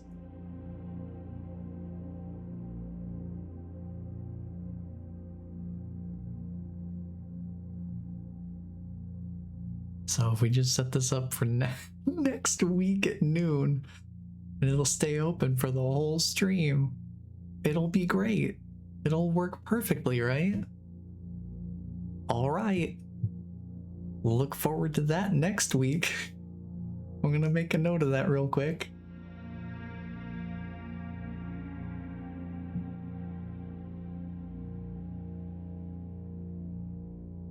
All right, shelter time lock safe. From 12 to 4 p.m. May 9th. Just make a note of that real quick. Okay. I think that's all I can do here for now.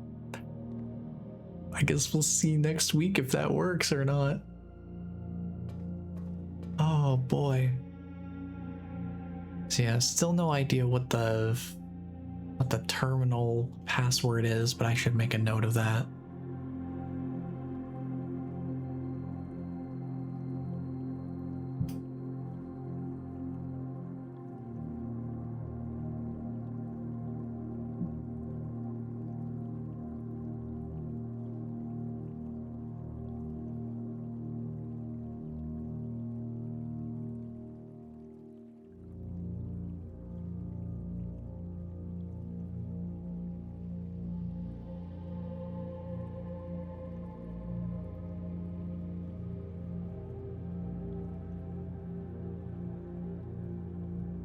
me write this. The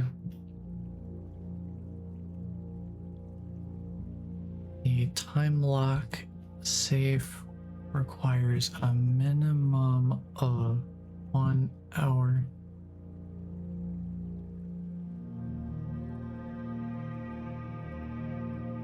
Advance time to open, then remains open for 4 hours from the set time.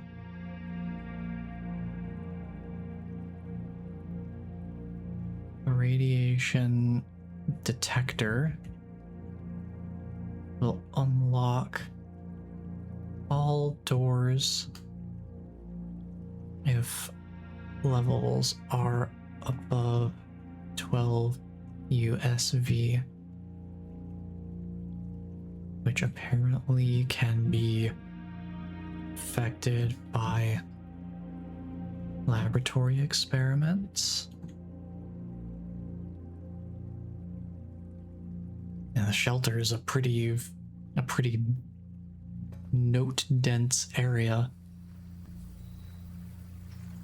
Alright, let's make this a bit of a speed round because it is toward that time. We've learned a lot just from that alone. Yeah, I wonder if what draining this fountain would do, what that would do for me.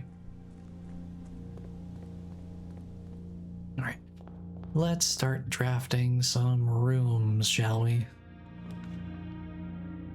We'll be spared from the next 3 red room negative effects, so we'll keep that in mind.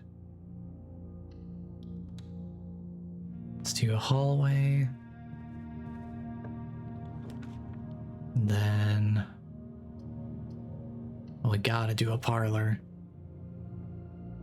Not just because of the gems, but because the parlor game itself is such a delight. Okay, let's take a look here. This box and the white box are both empty. This box and the blue box are both empty. The other 2 statements have identical wording. Well, identical wording would mean that they have the exact same words. They're phrased the same way, but they don't have identical wording, so you're the liar. Which means that since these boxes are both empty,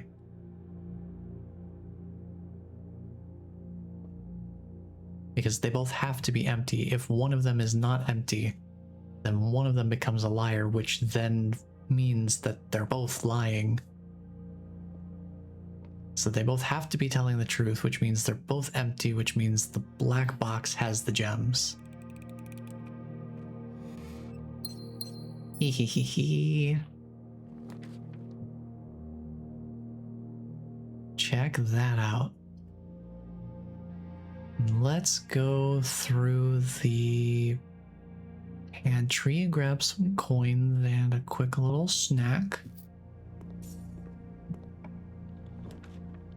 Boy, they really want me to do this chapel, huh? What if I don't, though? What if I do a storeroom instead? Because I want to have a key and an extra gem.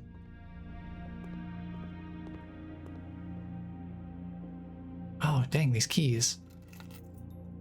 The car keys. I need to keep an eye out for stuff like that. That's the danger of trying to do a speed round. I'll miss important things potentially if I'm not careful. Okay, next draft. So let's see. Feel like it's a little early to be spending gems on rooms. So let's do the spare room.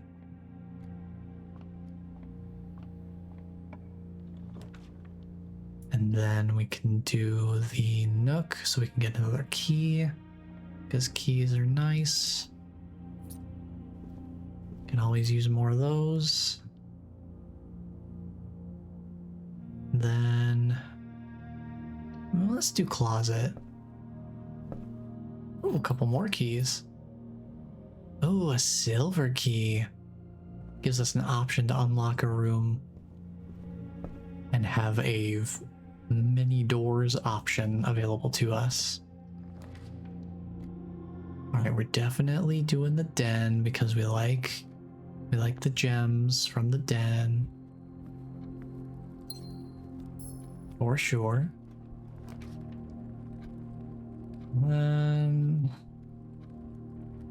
Well, that's that's the run, I guess. There's nowhere else I can go. Well, I guess this was a speed round, huh? At least we got to check out the shelter. That room's gonna be super useful for strategy later. I mean, if there's a way to force all the doors to be unlocked, that seems so incredibly useful. Not to mention, it's an accessible terminal location. Very interesting stuff. I guess I also need to make a note of the contains a letter about 3 people being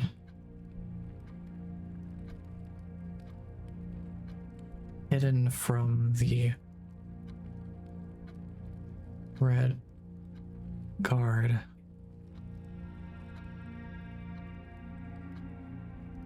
In the bunker. Just to make sure I have that in there as well. Yeah, I don't think there's anywhere else I can go at this point. I don't have any rooms that can take me somewhere else, so I guess we'll just go to the security room for what it's worth. Why not? Just have ourselves a little coffee break, I guess.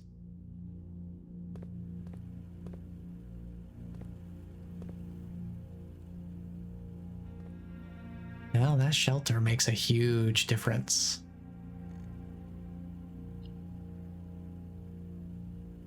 Yeah, I gambled on which rooms I decided to make, and I lost the gamble this time. But that happens sometimes. Wasn't for nothing though. Shelter is new. And boy is it gonna be important later on, I can tell. It's got some potential to it. But considering the time that it is, I think that will be a good place to call it for today.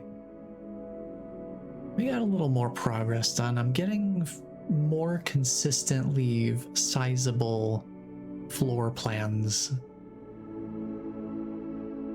Now I'm starting to get above 20 rooms drafted in a single day more consistently than not. I'm getting some practice in. I'm getting the reps. Not quite as many new rooms as I would hope, but we still learned a fair bit today.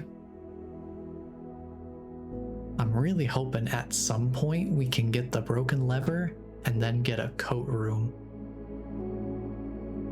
And I feel like that would be a very wise play to make for the end game, potentially.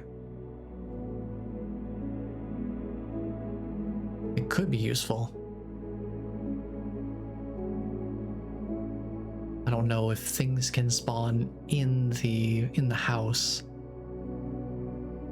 that are stored in the coat room. I guess that's something that's unknown at this point and could throw a bit of a wrench into that plan. Or if it's the same kind of thing as it was with something like the shops, where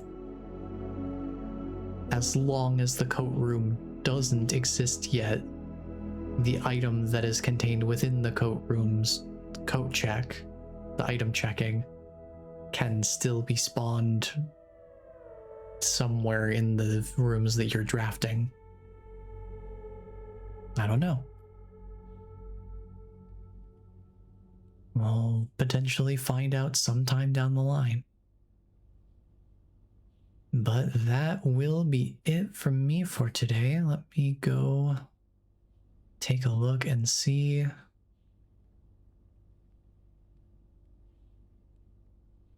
what we've got going on.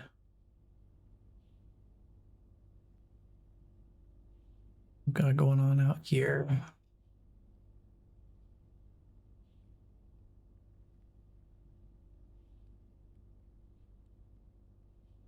No, looks like Care for Kittens is online right now. They got a new little setup for the Beach Boys and girl going on right now. So for now, I'll bring us on over there so we can kind of chill and hang out with the cats while I organize all these screenshots that I've taken. We'll go hang out over there.